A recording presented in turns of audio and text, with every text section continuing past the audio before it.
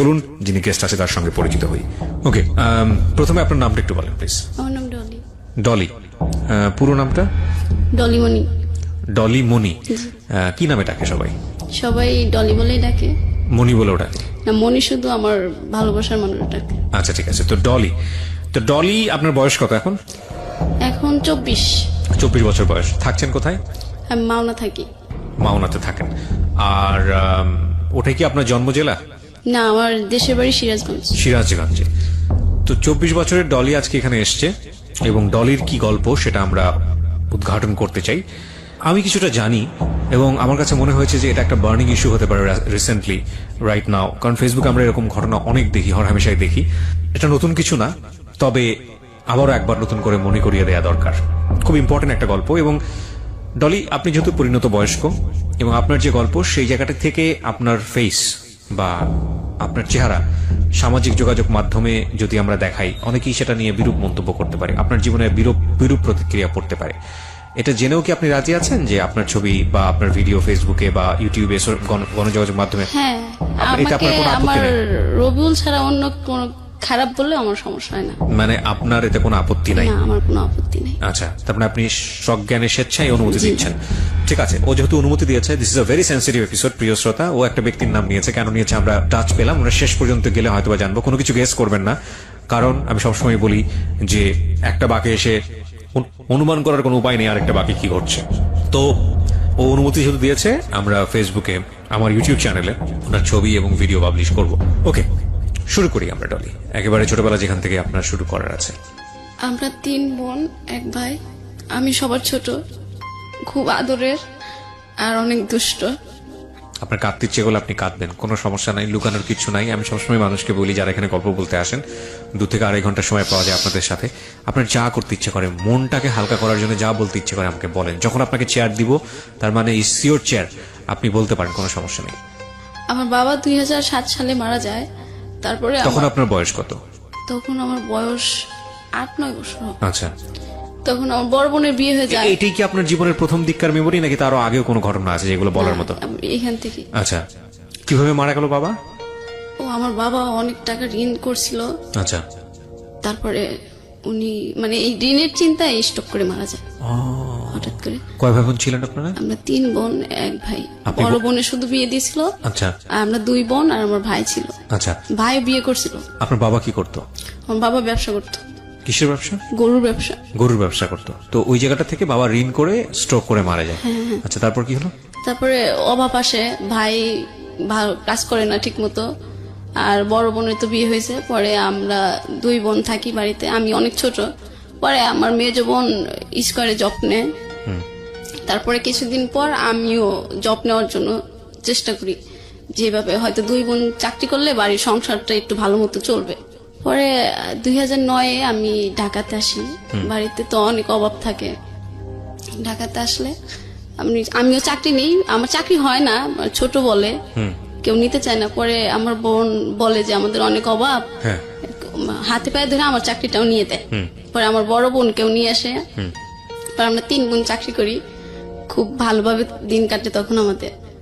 পরে আমি 2013 সালে আমার পাশের গ্রামের এক খালা বলে যে ডলিকে তো একটা ছেলে পছন্দ করতেছে, তো ওর তো এখন সুন্দর হয়েছে আগের চেয়ে, তো ওকে বিয়ে দাও।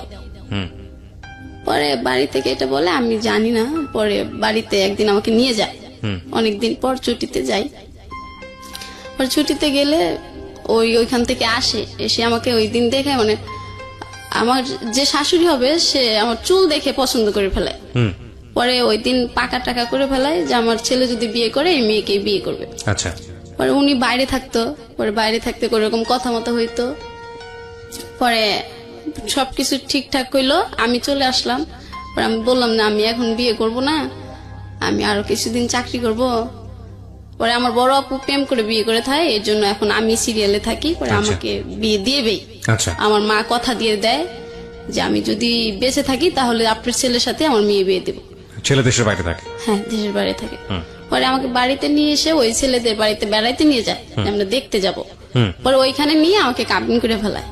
আপনি ছেলেকে তখন দেখেননি? না না, আমিও দেখিনি। ছেলেটা কোথায় আছে? দেশের বাইরে? মালয়েশিয়াতে। মালয়েশিয়াতে। আচ্ছা, পরে কাবিন করে ফেলায়। পরে আমি আমাদের বাড়িতে চলে আসার পরে আমি ঢাকা চলে আসি তারপরের দিন, যে তোমরা ওকে জোর করে বিয়ে দিছো কেন।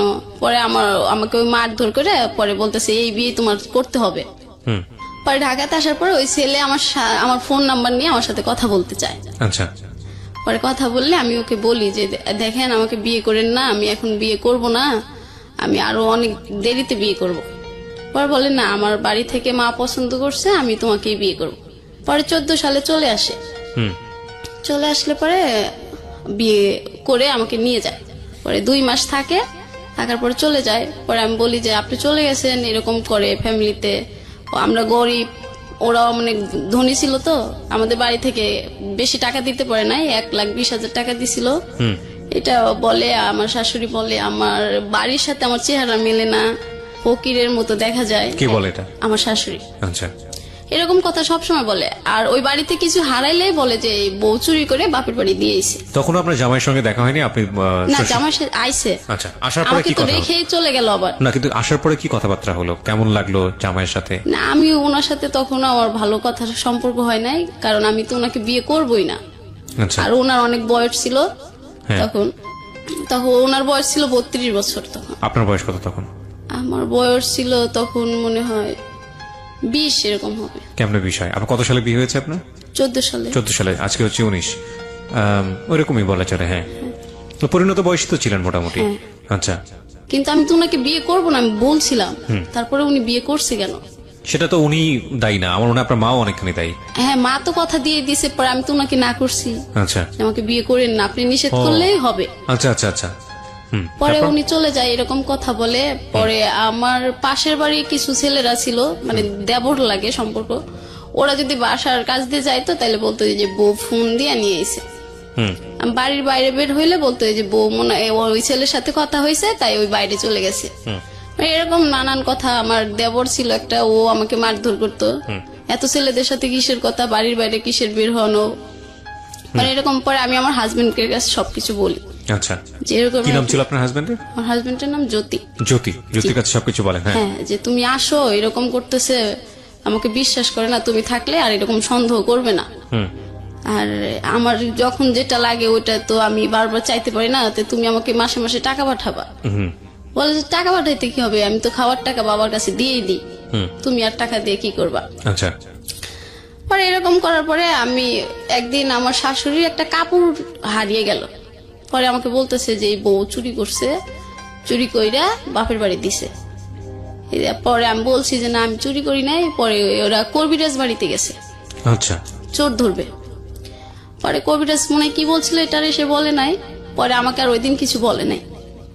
না বললে একদিন ঘরে আমাদের ওখানে প্রচুর পরিমাণ আম হয় ওদের বাড়িতে। পরে একদিন আম ঝাঁকাতে পেরে আমার শাশুড়ি যে গুনে রাখছিল আমি আর সেটা জানতাম না।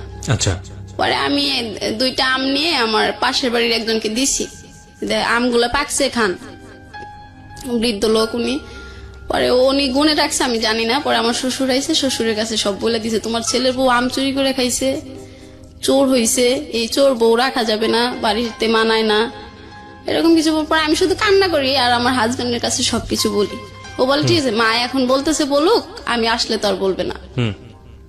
আচ্ছা, ওই দিনও গেল। পরে একদিন গরুর মাংস রান্না করব।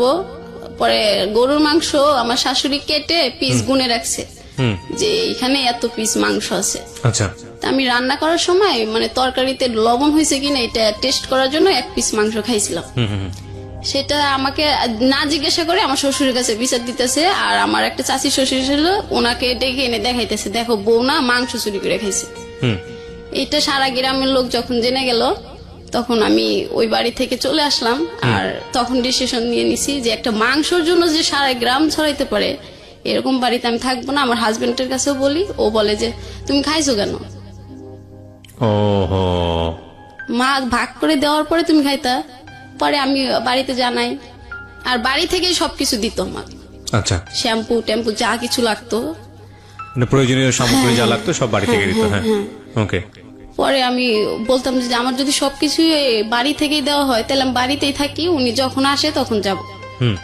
পরে ওইখানে চলে আসার পরে ও একদিন ফোন দিয়ে, আমার ফোন বিজি পাইছিল মনে হয় আমার হাজবেন্ড, পরে বলতেছে যে আমি তোমাকে আর রাখবো না, তুমি অন্য ছেলেদের সাথে সম্পর্ক করো, এই জন্য বাড়ি থেকে চলে গেছো। বিয়ের কয়দিনের মাথায় এই ঘটনা? উনি থাকতো আমার কাছে 2 মাস থাকার পরে আমি ওইখানে থাকছিলাম মনে হয় 5-6 মাস। আচ্ছা, তো এই সময়ের মধ্যে এই ঘটনা। হ্যাঁ, হ্যাঁ, হ্যাঁ। তারপর পরে তো আমি চলে এসে ডিসিশন দিলাম যে আমি ডিভোর্স দিয়ে দেব। আমার মা বাবা সবাইকে, পরে কেউ রাজি হয় না যে না ডিভোর্স দেওয়া যাবে। পরে আমি বলছি তাহলে আমি সুসাইড করব, ওই বাড়িতে যদি আমার যাইতেই হয় তাহলে আমি সুসাইড করব। এটা বলার পরে তখন সবাই ডিসিশন নিল যে আচ্ছা ঠিক আছে, মেয়ে যখন এই বাড়িতে থাকবে না তাহলে ঠিক আছে ডিভোর্স দিয়ে দাও।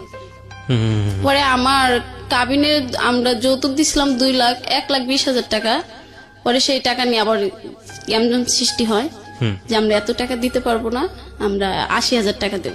আচ্ছা, পরে ওই আমাদের এলাকার সবাই বসে বলছে যে না ওরা যে এত টাকা দিছে সব টাকা দিতে হবে।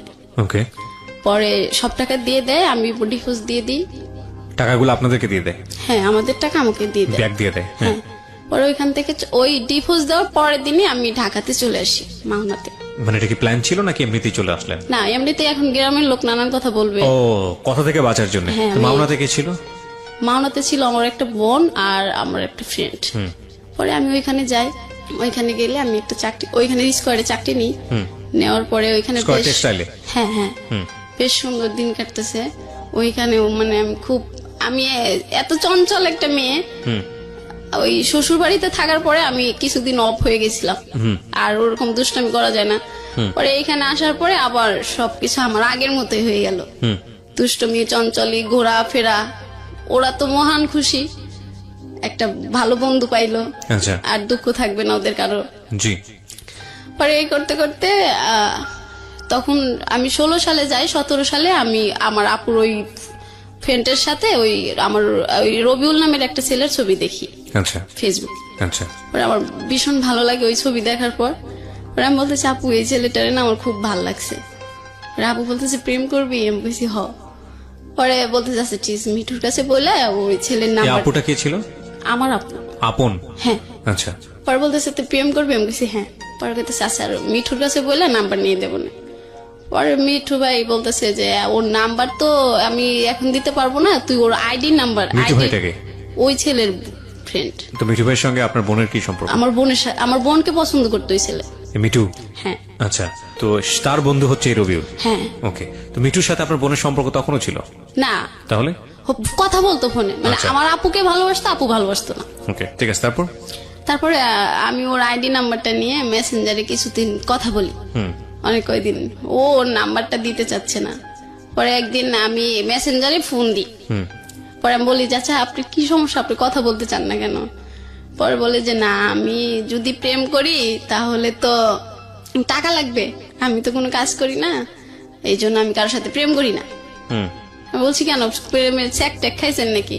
পরে কয় হ্যাঁ একটা মেয়েকে ভালোবাসতাম, ওই মেয়ের বিয়ে হয়ে গেছে, এরপরে আর প্রেম করি না, আর প্রেম করতে তো টাকা লাগে। পরে আমি বললাম যে ঠিক আছে তাইলে তুমি আমার বয়ফ্রেন্ড হও, আমি তোমার গার্লফ্রেন্ড হই। কয় না এটা হবে না, আমি তোমার গার্লফ্রেন্ড হই, তুমি আমার বয়ফ্রেন্ড হও। মানে আমি টাকা পয়সা খরচ করার? হ্যাঁ হ্যাঁ, মানে বয়ফ্রেন্ড হইলে আমি টাকা খরচ করবো আর ও তোমার গার্লফ্রেন্ড থাকবে। পরে আমি বললাম আচ্ছা ঠিক আছে, আমার তো তোমাকে ভালো লাগছে, তাহলে ঠিক আছে তুমি কিন্তু আজকের থেকে আমার গার্লফ্রেন্ড। পরে বলছে ঠিক আছে। এভাবে 17 সাল থেকে আমরা প্রেম করতেছি। পরে রোজার ঈদ আসলো, ওকে বললাম যে আচ্ছা আমরা কি দেখা করতে পারি? পরে বলতেছে হ্যাঁ দেখা তো করা যায়, কিন্তু যে দেখা করতে তো অনেক খরচ হবে। আমি তো তোমাকে বলছি আমার কাছে টাকা পয়সা থাকে না, বাড়ি থেকে যদি টাকা দেয় তাহলে আমি ঘুরতে পারি, নাইলে নাই। পরে আমি বলছি যে তুমি চিন্তা করো কেন, তুমি তো আমার গার্লফ্রেন্ড, আমি তো তোমার টাকা খরচ করতে দেবো না। পরে বলছে ঠিক আছে তাইলে মিঠু ভাইয়ের কাছে বলি, যদি ভাই বলে তাহলে দেখা করব। পরে আমি বলছি কেন মিঠু ভাইয়ের কাছে বলতে হবে কেন? কয় না প্রেম করে দিছে, পরে হে ওরে যদি না বলি পরে কেমন না। পরে আমি বলছি আচ্ছা ঠিক আছে। পরে আমি বাড়িতে যাই, পরে বলতেছে না আমরা এইবার দেখা করব না, আমরা কুরবানি ঈদের পরে দেখা করব। পরে বলছে আচ্ছা ঠিক আছে। পরে ঈদের পরে একবার আমি আমার আপু নওগাঁতে যাই ঘুরতে, ওই মিঠু ভাইয়ের সাথে দেখা করতে। আচ্ছা। পরে মিঠু ভাইয়ের সাথে দেখা করতে ও ওইখানে থাকে। পরে আমার আপু থাকে। পরে আমরা 4 জন একটা রিক্সা করে একটা পার্কে যাই। আচ্ছা। পরে ওই দিন আর কোনো কথা হয় নাই ওর সাথে, আপু ছিল, মিঠু ভাই ছিল, শুধু এতটুকু কথা হয়েছে বিএন কি আজকে বিএনের কি শরীর খারাপ, এইটুকু কথা বললো। ও পরে ওর ফ্রেন্ডদের সাথে চলে গেছে, আমি আমার আপু আর মিঠু ভাই চলে এসেছি। হুম আমাদের গাড়িতে উঠে দিয়েছে, পরে চলে এসেছি। পরে আসার পর ওই দিনকে দেখার পর থেকে প্রেমটা আরো গভীর হয়ে গেল। হুম মানে ও আমাকে সামনাসামনি দেখছে, আমিও সামনাসামনি দেখছি। আচ্ছা পরে তো মানে কন্টিনিউ কথা হচ্ছেই, ঘুম নাই, কারো খাওয়া নাই, হুম শুধু কথা আর কথাই কথা। আমি কিন্তু ফোন দিয়ে দেখ সবসময় কথা বলি। পরে ও একদিন আমার মর্নিং ডিউটি থাকে, পরে আমার ডিউটি শেষ হয় 2টা বাজে। হুম ও পরে মানে ফোন দিচ্ছে, আমি অফিস থেকে একটু দেরি করে আইছি, ফোন রুমে রেখে গেছিলাম। পাগল জি। হয়ে গেছে আমার সাথে কথা বলার জন্য। ওকে ওকে ওকে পরে আমার একটা ফ্রেন্ড ছিল, ও ধরছে। পরে বলতেছে যে আপু একটু ডলিমনির কাছে দিয়া যাবে। বলতেছে ও তো এখনো আসে নাই, প্লিজ আপু আপনি জানান, আমি 8 ঘন্টা ওর সাথে কথা বলি না, আমার খুব খারাপ লাগতেছে। হুম পরে আমার ওই ফ্রেন্ডটা আমার কাছে ফোন নিয়ে যায়, আচ্ছা অফিসে নিয়ে যায়, যে তুই এখন আসতেছিস না, তোর রবিউল তো পাগল হয়ে গেছে তোর জন্য। হুম পরে আমি ওইখান থেকে কথা বলতে বলতে রুমে আসি। আসার পরে আবার সে কথা বলতে বলতে আবার সকাল হয়ে যায়, আচ্ছা আমরা কথা বলতেই থাকি। পরে কথা বলতে বলতে কথা রেখে, ও ফোন রেখে দেওয়ার পরে আমি ইউটিউবে যাই, যা দেখি একটা অপূর্ব নাটক আসছে, আচ্ছা বড় ছেলে একটা নাটক। ইউটিউবে হ্যাঁ, খুব আমার- জনপ্রিয় নাটকটা। হ্যাঁ হ্যাঁ, অপূর্ব আমার ফেভারিট একটা নায়ক। পরে আমি ওই নাটকটা দেখার পরে বললাম, রবিউল একটা নাটক আইছে আমার অপূর্বর, তুমি নাটকটা দেখবা। পরে বলতেছে আমার কাছে তো এমবি নাই, হুম। তুমি তো জানোই আমি এমবি কিনতে পারি না। পরে বলছে আচ্ছা ঠিক আছে, আমি এমবি পাঠিয়ে দেবো, তুমি নাটকটা দেখবা। হুম আর এই নায়কটা যেভাবে ভালোবাসে নায়িকাটাকে, ওইভাবে আমাকে ভালোবাসবা। আচ্ছা পরে বলতেছে আচ্ছা ঠিক আছে, তুমি এমবি পাঠায় দাও, আমি দেখবো। পরে এভাবে ভালোই চলতেছিল আমাদের। আমি তো মহা খুশি, অনেকদিন পর ভালোবাসার একটা পছন্দের মানুষ পাইছি। মানে আমার মতো খুশি আর রুমে কেউ থাকে না, সব সময় রুমে লোকজনকে ডিস্টার্ব, ফোনে কথা বলি। কোরবানিদ আসে, কোরবানিদ আসলেও আমরা তো কথা হয়েছিল কোরবানিতে দেখা করব। পরে দেখা করি, দেখা করলে পরে ও ওইখানে ওর ফ্রেন্ড আসে 3টা, আর আচ্ছা। আমি আচ্ছা আর মিঠু ভাই তো থাকে। আচ্ছা পরে বলছে যে ঠিক আছে আমরা দেখা করব, দুপুরে লাঞ্চ করাবে তুমি একটা রেস্টুরেন্টে। পরে আমি বলছি আচ্ছা ঠিক আছে। হুম পরে আমরা যাই, ওর ফ্রেন্ড গুলাই আসে। আসার পরে আমরা একটা রেস্টুরেন্টে যাই, যাওয়ার পরে ওর পছন্দের খাবার ও অর্ডার করলো, আর আমি আমার পছন্দের খাবার অর্ডার করি। পরে সবাই খাওয়ার পরে ও বলতেছে না আমরা 1 গ্লাস লাচ্চা খাই। লাচ্ছি হ্যাঁ, হুম পরে আমি বলছি আচ্ছা ঠিক আছে খাই। পরে লাচ্ছি খাওয়ার পরে ও বলতেছে আমি একটু খাবো, পরে তুমি খাবা। পরে বললাম কেন এটা বললা? কয় এটা এরকম করে খাইলে নাকি ভালোবাসা বাড়ে, তাহলে আমি ওকে ছেড়ে কখনো চলে যাব না। পরে বললাম আচ্ছা ঠিক আছে, তাহলে আর 1 গ্লাস নেই, তাহলে ভালোবাসাটা বেশি বেড়ে যাবে। হুম হুম হুম পরে বলতেছে আচ্ছা ঠিক আছে। পরে ওইখান থেকে খাওয়াটার পর ওর ফ্রেন্ড গুলাই বগুড়া মহাস্থান করে যায় ওইখানে ঘুরতে। হুম পরে আমি আর ও আমাকে আর ওকে একটা হোটেলে নিয়ে যায়। পরে ওইখানে একটা রুম ঠিক করে দেয়, ওইটাও আমার টাকায়। আমি মিঠু ভাইয়ের কাছে টাকা দিই যে ভাইয়ার ওই ওদের টাকাটা দেন। হুম। পরে ওইখানে দিই, পরে ওরা আবার ঘুরবে, ওদের তো খরচ আছে, হুম। আর ওরা তো ওদের কাজে আসে নাই। হুম পরে ওইখানে আসলে পরে আবার ওদেরকে রবিউল বলতেছে যে তাহলে আর 1,000 টাকা দাও, আমি ওদেরকে দিয়ে দিই, ওরা ঘুরবে। আচ্ছা পরে ঘুরতে ওরা, আমি বললাম আচ্ছা ঠিক আছে, তা দিয়ে দাও। পরে দিয়ে দিল, ওরা চলে গেল, আমি আর রবিউল। পরে রবিউল বলতেছে যে আজকে কিন্তু সারা রাত আমরা এই জায়গায় থাকবো। পরে আমি বলছি সারা রাত থাকবো, তুমি তো এই কথা বলো না, এই বাড়িতে তো আমি বলে আসলাম চুরি করে আইছি। হুম পরে বলতেছে যে আচ্ছা তুমি ফোন টোন অফ করে রাখো, তাইলেই হবে। আচ্ছা ও কি জানতো আপনার পাঁচটা যে আপনার একটা বিয়ে হয়েছিল? হ্যাঁ, ও তো ওই সময়টা- মিঠু ভাই বলছিল। মিঠু ওই ওর তো ফ্রেন্ড ছিল, ও বলে দিয়েছিল সবকিছু। আচ্ছা আমি বলি নাই, আমি পরে ও আমাকে কখনো জিজ্ঞাসা করেনি যে? না, না, না, আমাকে জিজ্ঞাসা করেনি তখন পর্যন্ত? না, না। আচ্ছা তারপর? ও পরে ওই সময় জিজ্ঞেসছিল কি ব্যাপার, তো আমাকে পছন্দ হচ্ছে না তোমার? পরে আমি বলছি হ্যাঁ হয়েছে তো। পরে বলতেছে তাইলে আমার কাছে আসো না কেন? আমি বললাম, আমি তো তোমার কাছেই একটা রুমের ভিতর আছি। পরে বলতেছে তো আমার সাথে তুমি থাকবা। পরে আমরা পরে ও এটা বলতেছে নাইলে নাকি আমি ওকে ভালোবাসি না, অনেক কথা বলতেছে। পরে আমি বললাম আচ্ছা ঠিক আছে, তুমি মানে আমি ঠিক বুঝিনি, মানে কিসের শর্ত দিয়েছে ও? আমি ওর সাথে না থাকলে আমি নাকি ওকে ভালোবাসি না। মানে ও আপনাকে বলছে নাইট স্টে করার জন্য ওর সঙ্গে? হ্যাঁ তারপর? পরে আমি রাজি হইলাম, পরে আমরা ওইখানে থাকলাম দুজন। ওই দিন সারা রাত বৃষ্টি হয়েছিল। পরে ও বলছিল যে এই বৃষ্টি সাক্ষী আমাদের ভালোবাসার। পরে আমি বলছি যে এগুলো তো সবই মনে থাকবে তোমার? পরে বলতেছে হ্যাঁ সবই মনে থাকবে আমার। পরে থাকার পরে পরে আমি বলতেছি আমার কিন্তু আগে বিয়ে হয়েছিল। ও বলছে ভাই মজা করো না তো, এখন ঘুমিয়ে পড়ো। পরে এটা বলার পরে আমি আর একবার বলি নাই, যেটা কিন্তু সত্যি। পরে ওইখান থেকে সকালবেলা হয়, পরে আমরা দুজন বের হয়ে যাই। না, কিন্তু এখানে আমার কথা আছে, এটা হচ্ছে এই ছেলেটার ফ্যামিলি ব্যাকগ্রাউন্ড সম্পর্কে আপনি জানতেন, ডিটেল জানতেন? আপনি যে রাতের বেলা স্টে করার যে ডিসিশনটা নিলেন, এটা তো সম্ভবত কোনো একটা হোটেলে, রাইট? আচ্ছা, তো এরকম একটা জায়গায় আপনি তার সাথে স্টে করার ডিসিশন নিচ্ছেন, এটা তো ভালোবাসেন তাকে, ঠিক আছে, বাট নিজের জায়গাটা থেকে কোনো ধরনের কোনো কনফিউশন অ্যারাইজ করেনি? কখনো কোনো ভয় তৈরি হয়নি? বা আপনি যে কাজটা করতে যাচ্ছেন এটা তো অনৈতিক কাজ, এরকম কখনো মনে হয়নি ওই হ্যাঁ সময়টা? হয়েছে, কিন্তু ও আমাকে বলছে যে এটা যদি না করি তাইলে ও মনে করবে যে ওকে আমি ভালোবাসি। আচ্ছা, তো যে কারণে আপনাকে এই প্রুফটা দিতে হবে।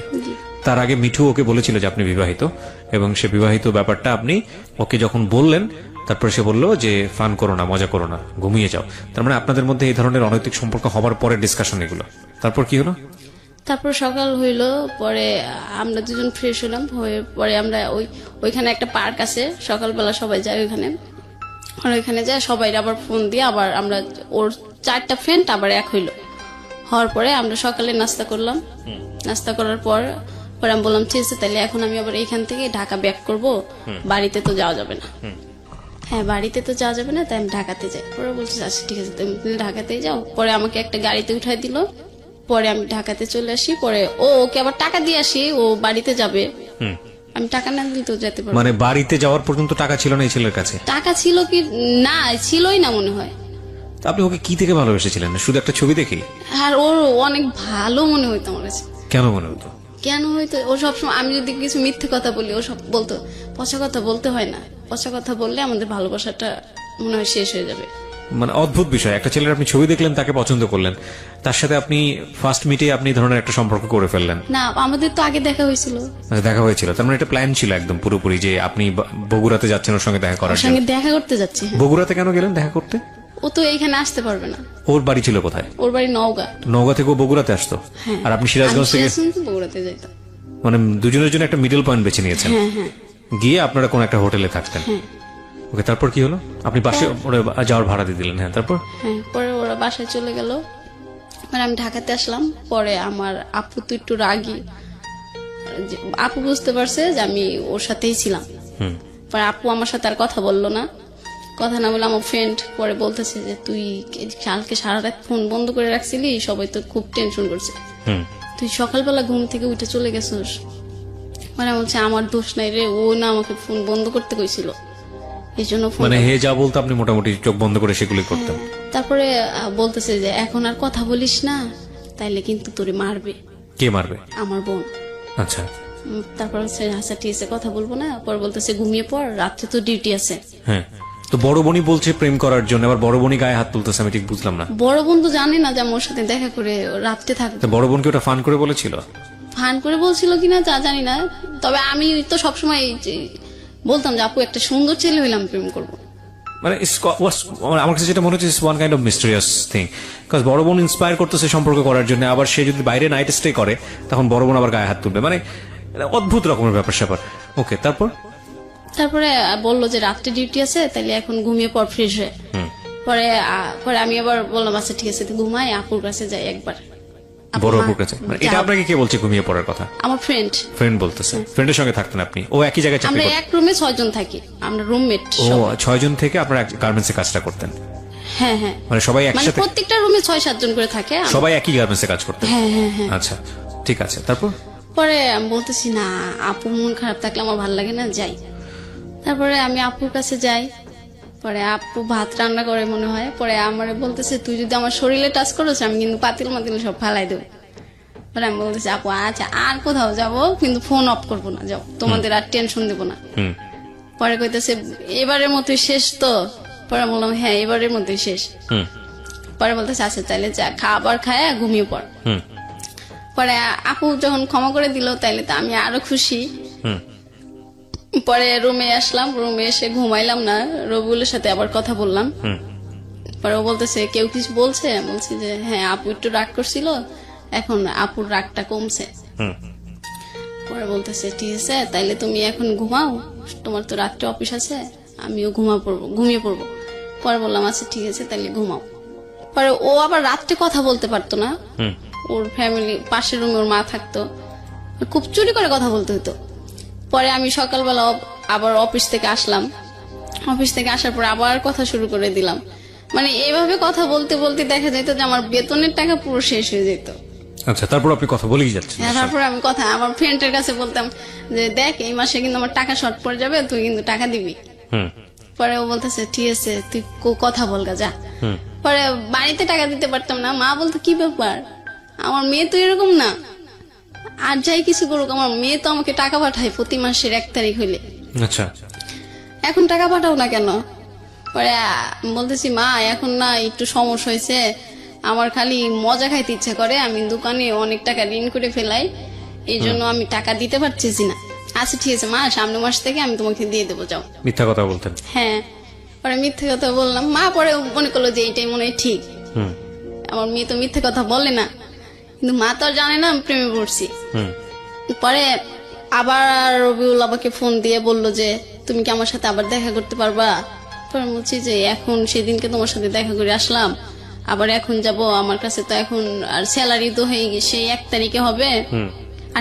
আর কিছুদিন পরে দেখা করি, তাহলে হাতে বেশি টাকা হবে, তখন দেখা করে আসবো, আর তোমার পছন্দের খাবারগুলো কিনে নিয়ে যেতে পারবো। হুম। পরে বলতেছে না আমার পছন্দের খাবার কিনতে হবে না, তুমি আসো। পরে আমি বলছি না তুমি ওই দিনকে আমাকে বলছো তোমার কালো আঙ্গুর পছন্দ, আমি এবার গেলে পরে অনেকগুলো আঙ্গুর কিনে দিয়ে আসবো, তুমি বাড়িতে নিয়ে খাবা। হুম। পরে বলতেছে তুমি আসবা কি আসবা না, আমি তোমার কাছে আঙ্গুর চাইছি? পরে আমি বলছি আচ্ছা ঠিক আছে আসবো। পরে বলতেছে তোমার অমুক দিন এই টাইমে চলে আসতে হবে। মানে তখন কমেন্ট করছে আসলে? হ্যাঁ। পরে আমি বললাম যে আচ্ছা ঠিক আছে। পরে আমি আমাদের এলাকায় যাই, যাওয়ার পরে আমার এক কাকি থাকে, ওর কাছ থেকে আমি লাভের উপর টাকা নিই। মানে সুদে টাকা নেন? হ্যাঁ হ্যাঁ সুদে টাকা। সুদে টাকা নেন বয়ফ্রেন্ডের সঙ্গে দেখা করার হ্যাঁ জন্য? আমার তো তখন স্যালারি তো এই 30 তারিখে 31 তারিখে হবে। জীবনে কত স্টোরি যে আমাকে শুনতে হবে। ওকে ফাইন, বলেন তারপর। পরে আমি তো চাচিরে বলি যে চাচি আমার তো টাকার দরকার। পরে বলতেছি টাকা দিয়ে তুই কি করবি, তোর তো কয়দিন পর বেতন হবেই। হুম। পরে বলতেছি না বেতনের এবার ব্যাংকে কি যেন হয়েছে মনে হয় নেটের সমস্যা হবে। হুম। কয় কি জানি আমার ছেলে তো উঠায় ব্যাংকে, তো কোনো নেটের সমস্যা হয় না, তোর খালি সমস্যা হয়। হুম। পরে আমি বললাম তুমি দিবা 6,000 টাকা? পরে বলতেছে যা নিয়ে যা। আপনার স্যালারি কত ছিল এই সময়? আমি যখন রবিউলের সাথে সম্পর্ক করতাম যে সময় তখন আপনি ঋণ নিতেছেন? হ্যাঁ হ্যাঁ তখন আমার স্যালারি ছিল 7,000 টাকা। তো আপনি 6,000 টাকা ঋণ নিলেন? 6,000 টাকা নিলাম, মাসে 1 তারিখ হইলে আবার 6,000 টাকা লাভ দিতে হবে, আবার ওই 600 টাকা লাভ দিতে হবে, আর 6,000 টাকা ফেরত দিতে হবে। আপনার চিন্তাও হয়নি যে মাস কিভাবে না, চলবে? আমি তো খুব খুশি রবিউলের সাথে দেখা হবে।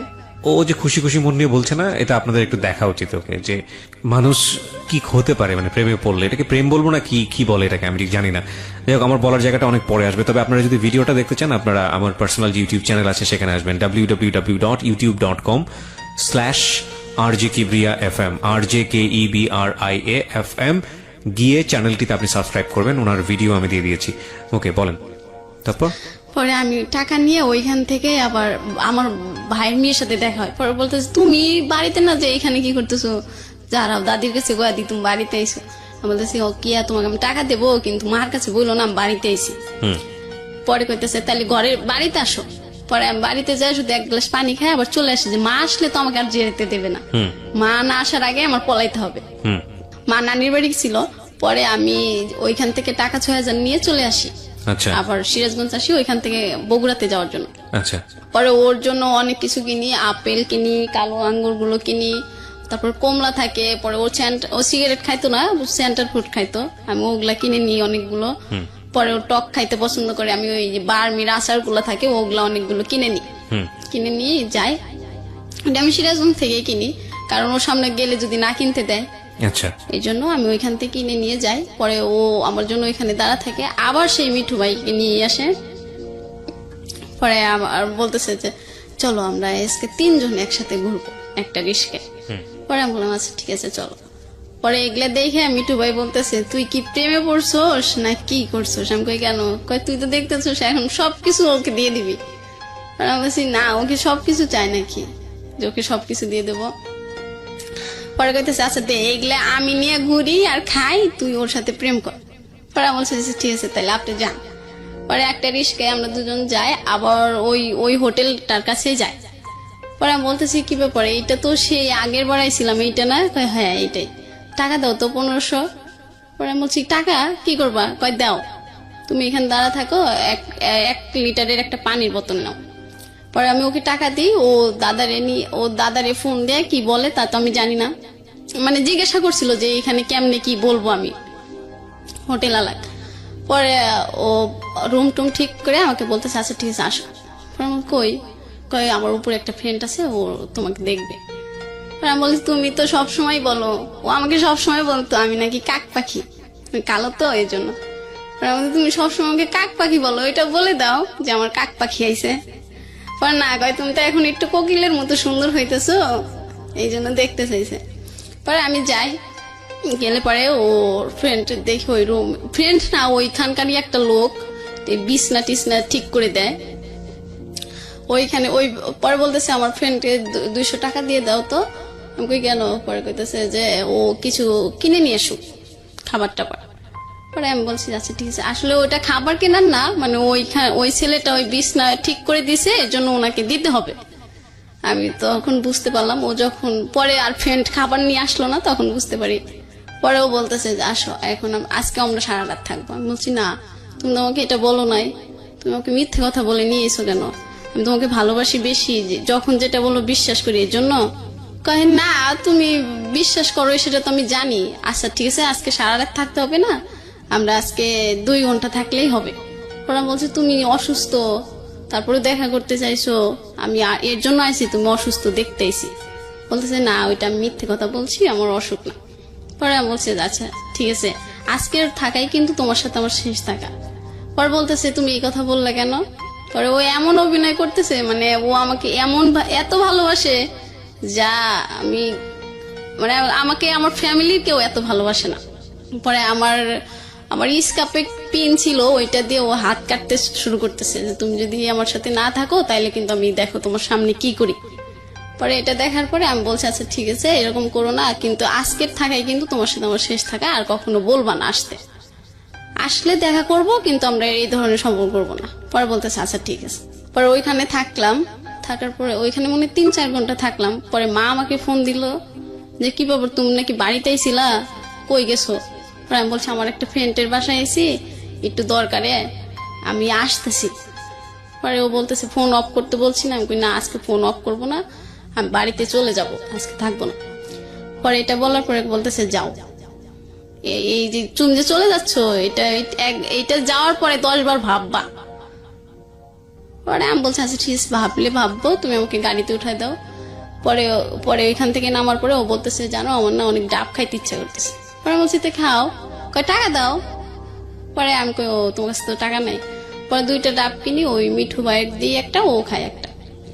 ও আমাকে বলে না যে তুমি খাবা। ওর বাড়ি কোথায় যেন ছিল? বাড়ি নওগাঁ। পুরো নওগাঁর দুর্নাম হয়ে যাচ্ছে আজকে, আমি সরি টু সে। ওকে। পরে আমি ওইখান থেকে গাড়িতে উঠি। পরে ও বলতেছে যে চলে যাচ্ছ? আমি কই হ্যাঁ। পরে বলতেছে চলে যাওয়ার আগে কি যেন দেও, তুমি ওইটা দিবা না? পরে বলছে ও হো সরি, আচ্ছা ঠিক আছে, তাহলে কয় টাকা দেবো? পরে বলতেছে আচ্ছা 100 টাকা দাও, তাই ট্রেনে যাবো আজকে, ট্রেনে বেশি টাকা লাগবে না। পরে বলছে আচ্ছা ঠিক আছে নাও।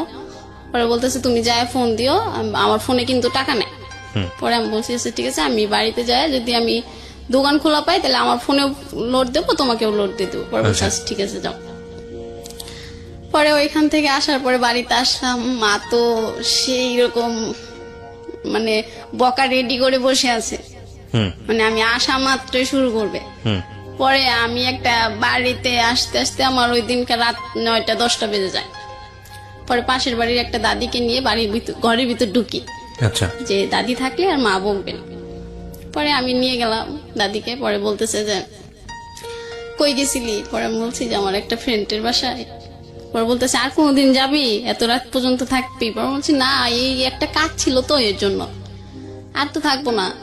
পরে মা বলতেছে ঠিক আছে খায় দেয়, ঘুমায় পড়ার, কালকে বাড়ির বাইরে বের হবি না। পরে আমি বলছি আচ্ছা ঠিক আছে। পরে তো ওই রুমে শুয়ে থেকে ওর সাথে কথা বলতেছি, মা তো বুঝতে পারছে যে ফোনে কথা বলি। পরে বলতেছে কি ব্যাপার, এত রাতে কার সাথে কথা বলা হয়? পরে আমার ভাইয়ের মেয়ে ছোটটাও বলতেছে, দাদি দাদি তোমার মেয়ে না প্রেম করে জানো? প্রেম করে মানে? কয় হ, ওই যে খালি রবিউল রবিউল করে। এই রবিউল আঙ্কেলটা যে কেডা দাদি, এইটা তো আমি বুঝতে পারলাম না। ওকে। পরে মা একদিন কইতেছে, দেখি তো রবিউল কোন রাজপুত্র যে তুই তার জন্য সবকিছু করে হেঁটতেছস। পরে মাক দেখায়, আমার ভাই মানে সবাই দেখে, আমার এলাকায় যারা যারা আমাকে বিয়ে দিতে চায় এখন সবাইকে আমি দেখাই যে এই ছেলে ছাড়া আমি কাউকে বিয়ে করব না। পরে বলে কেন, এই ছেলে আবার তোর এত ভালো হয়ে লেগে গেল কবে থেকে? কিভাবে দেখান? ছবি দেখান? হ্যাঁ হ্যাঁ, ছবি দেখাই। পরে ছবি দেখে সবাই পছন্দ করে ফেলায়, অনেক সুন্দর। পরে সবাই পছন্দ করে বলে আচ্ছা ঠিক আছে, তাইলে ছেলেকে বলো বিয়ে কি করতে। করতো? পড়াশোনা করতো ওই সময়? পড়াশোনা শেষ করছে, পরে কিছু করে না, বেকার জীবন যাপন করতেছে। আচ্ছা, ফ্যামিলিতে কে কে ছিল ওর? ওর 3 বোনরা আর বাবা মা আর ও। আচ্ছা, ওই বড় ছিল? বোন বড় ছিল, তারপরে ও, পরে আরো 2টা বোন আছে। আচ্ছা, তারপর? তারপরে আমি তো সবাই দেখাই, সবাই পছন্দ করে, আমি আরো খুশি হয়ে যাই যে আমার আর কোনো সমস্যা নাই। এবার আমি ওকে বিয়ে করে ওই নওগাঁতে থাকবো খুব সুখে, আর নওগাঁর মানুষ যেভাবে কথা বলে ওইভাবে কথা বলবো। আমি আগে থেকে ওর কাছ থেকে শিখতে চাইতাম, ও বলতো না নওগাঁর কথা তোমার শিখতে হবে না। পরে মাকে বলতাম, মা আমি কিন্তু নওগাঁতে থাকবো, তুমি আমার জন্য সবকিছু করে করে প্রতি ঈদে পাঠায় দিবা। পরে বলতেছে দেখ তোর রবিউল তোরে কি বলে, মানে যেই কেউ বলতো আমার রবিউল বলেই সবাই ওকে বলতো। পরে আমি ওই বাড়ি থেকে আবার ঢাকাতে চলে আসি, আমার ছুটি শেষ হয়ে যায়। জি। ঢাকাতে আসার পরে আমার ফ্রেন্ড জিজ্ঞাসা করতেছে কি প্রেম কেমন চলতেছে, আমাদের যে প্রেম তো খুব গভীর হয়েছে, এখন রবিউল আমাকে ছাড়া কিছু বোঝে না, আমিও রবিউল ছাড়া কিছু বুঝি না। পরে আমার ফ্রেন্ড বলতেছে এই অতি ভক্তি কিন্তু চোরের লক্ষণ হয়। পরে আমি বলছি যে এরকম কথা যদি তুই বলস তোর সাথে কিন্তু আমি কথা বলবো না। পরে আজকে আমার সাথে কথা বলা বন্ধ করে দাও, একদিন দেখি রবিউলই তোমাকে ছেড়ে চলে যাবে। পরে এটা বলার পরে আমি আমার ফ্রেন্ডের সাথে কথা বলি না 7 দিন। আমাকে কেউ কিছু রবিউলের কথা বললে আমি তাকে শর্ত দিয়ে দিই যে আজকের থেকে আগামী 7 দিন যতদিন না হবে ততদিন আমার সাথে কথা বলবা না। আচ্ছা, এটা বললে আর রবিউলের সম্পর্কে কেউ বাজে কথা বলতো না। আপনার শুনতে ভালো লাগতো না? হ্যাঁ হ্যাঁ, আমার শুনতে ভালো, কেন ওরা এরকম কথা বলবো, ও তো অনেক ভালো একটা ছেলে, ভালো মনের মানুষ। পরে এরকম করতে করতে ও আবার বলতেছে যে ডলিমণি তুমি কি আমার সাথে আবার দেখা করবা? আমি বলছি না, এইবার দেখা করলে অনেক সমস্যা হবে, এইবার যাওয়া যাবে না। পরে বলতেছে না আর একবার আসো। পরে আমি বলতেছি কেন? ও পরে ওর সাথে যদি আমার কিছু হইতো তাহলে আমরা 2 সেকেন্ডের বেশি রাগ করে কারোর সাথে কেউ থাকতে পারতাম না। আমরা ফোনের নাম্বার সিম অফ করে রাখতাম, কিন্তু মেসেঞ্জার চালু থাকতো। হচ্ছে মানে কাক পাখি, কোকিল পাখি, ময়না পাখি, টিয়া পাখি, এটা বললে আমার রাগ সব শেষ হয়ে যেত। যখনই দেখতাম ও কাক লিখছে, পরে তো আমার ফ্রেন্ডরাও হাসতো তোর এত ভালোবাসে কাক পাখি ডাকে, তুই কালো দেখে? আমি বলি হ, আমি কালো দেখে তো কাক পাখি বলে। পরে বলতেছে যে ঠিক আছে তোমার কাক পাখি দেখো, তোমার এই রাজপুত্র তোমার কাকের থেকে আর কি বানায়। পরে আমি একদিন বললাম আচ্ছা তুমি আমাকে এই কথা বলো, সবাই কিন্তু আমাকে অনেক কথা বলে, তুমি কাক পাখি বলো কেন? কয় আমার বন্ধুরা তো জিগেলে আমি এটাই বলি যে আমি যার সাথে প্রেম করি ও কাকের চেয়ে একটু ফর্সা, কোকিলের মতো কালো। পরে আমি বলছি ও তাই না? পরে কইতেছে By the way, আপনি দেখতে মোটেও খারাপ না, এটা আমার যারা দেখছেন এখন ভিডিওতে তারা ভালো ওপিনিয়ন দিতে পারবে। জি বলেন, তারপর না, কি? ও তো আমাকে ভালোবেসে এটা বলতো। হ্যাঁ শিওর, আপনি সেটা এনজয় করতেন। হ্যাঁ হ্যাঁ হ্যাঁ হ্যাঁ, আমার ফ্রেন্ড গুলো একটু দ্বিমত করতো যে কেন এটা বলবে। পরে তো আমি আবার রাগ করতাম যে তুমি আর যদি এই কথা বলো, বলে যে আমি যতদিন তোমার সাথে সম্পর্ক করবো এটা বলেই ডাকবো, যখন আমরা বৃদ্ধ হব তখন এটা বলেই ডাকবো। রাইট। পরে আমি বলতেছি যাও তোমার সাথে আর কথাই বলবো না। পরে আমি রাগ করে ফোনটা কেটে দিই। পরে আমার ফ্রেন্ডের ফোনে ফোন দিয়ে আমাকে একটা, তখন শাকিব খানের একটা ছবি বানাইছে সত্য কি, আর জিএমসির একটা গান তোর প্রেমেতে অন্ধ হলাম কি দোষ দিবি তাতে। পরে এই গানটাও আমাকে শোনায়, তারপরে আমার আবার রাগটা ভেঙে যায় যে ও মনে আমাকে সত্যি ভালোবাসে। আচ্ছা ডাকে ডাক। পরে ওই গান বলার পরে আমি আমার ফোন থেকে ওকে ফোন দিই। পরে বলতেছে আমার ফোনে যে মিস কলের টাকা ছিল, তোমার বান্ধবীরে ফোন দিয়ে যে টাকাটা ফুরাইলাম, এটা জরিমানা কে দেবে? পরে আমি বলছি যে আচ্ছা বাবু আমি পাঠায় দেবো। পরে বলতেছে না তোমার টাকা পাঠাইতে হবে না, তুমি তো আমাকে ভালোই বাসো না, ভালোবাসলে কি রাগ করতা? পরে আমি বলছি না, আমার গার্লফ্রেন্ড এরকম কথা বলে না। পরে বলতেছে তাহলে তুমি কি ওই আমি যে বলছিলাম দেখা করবা?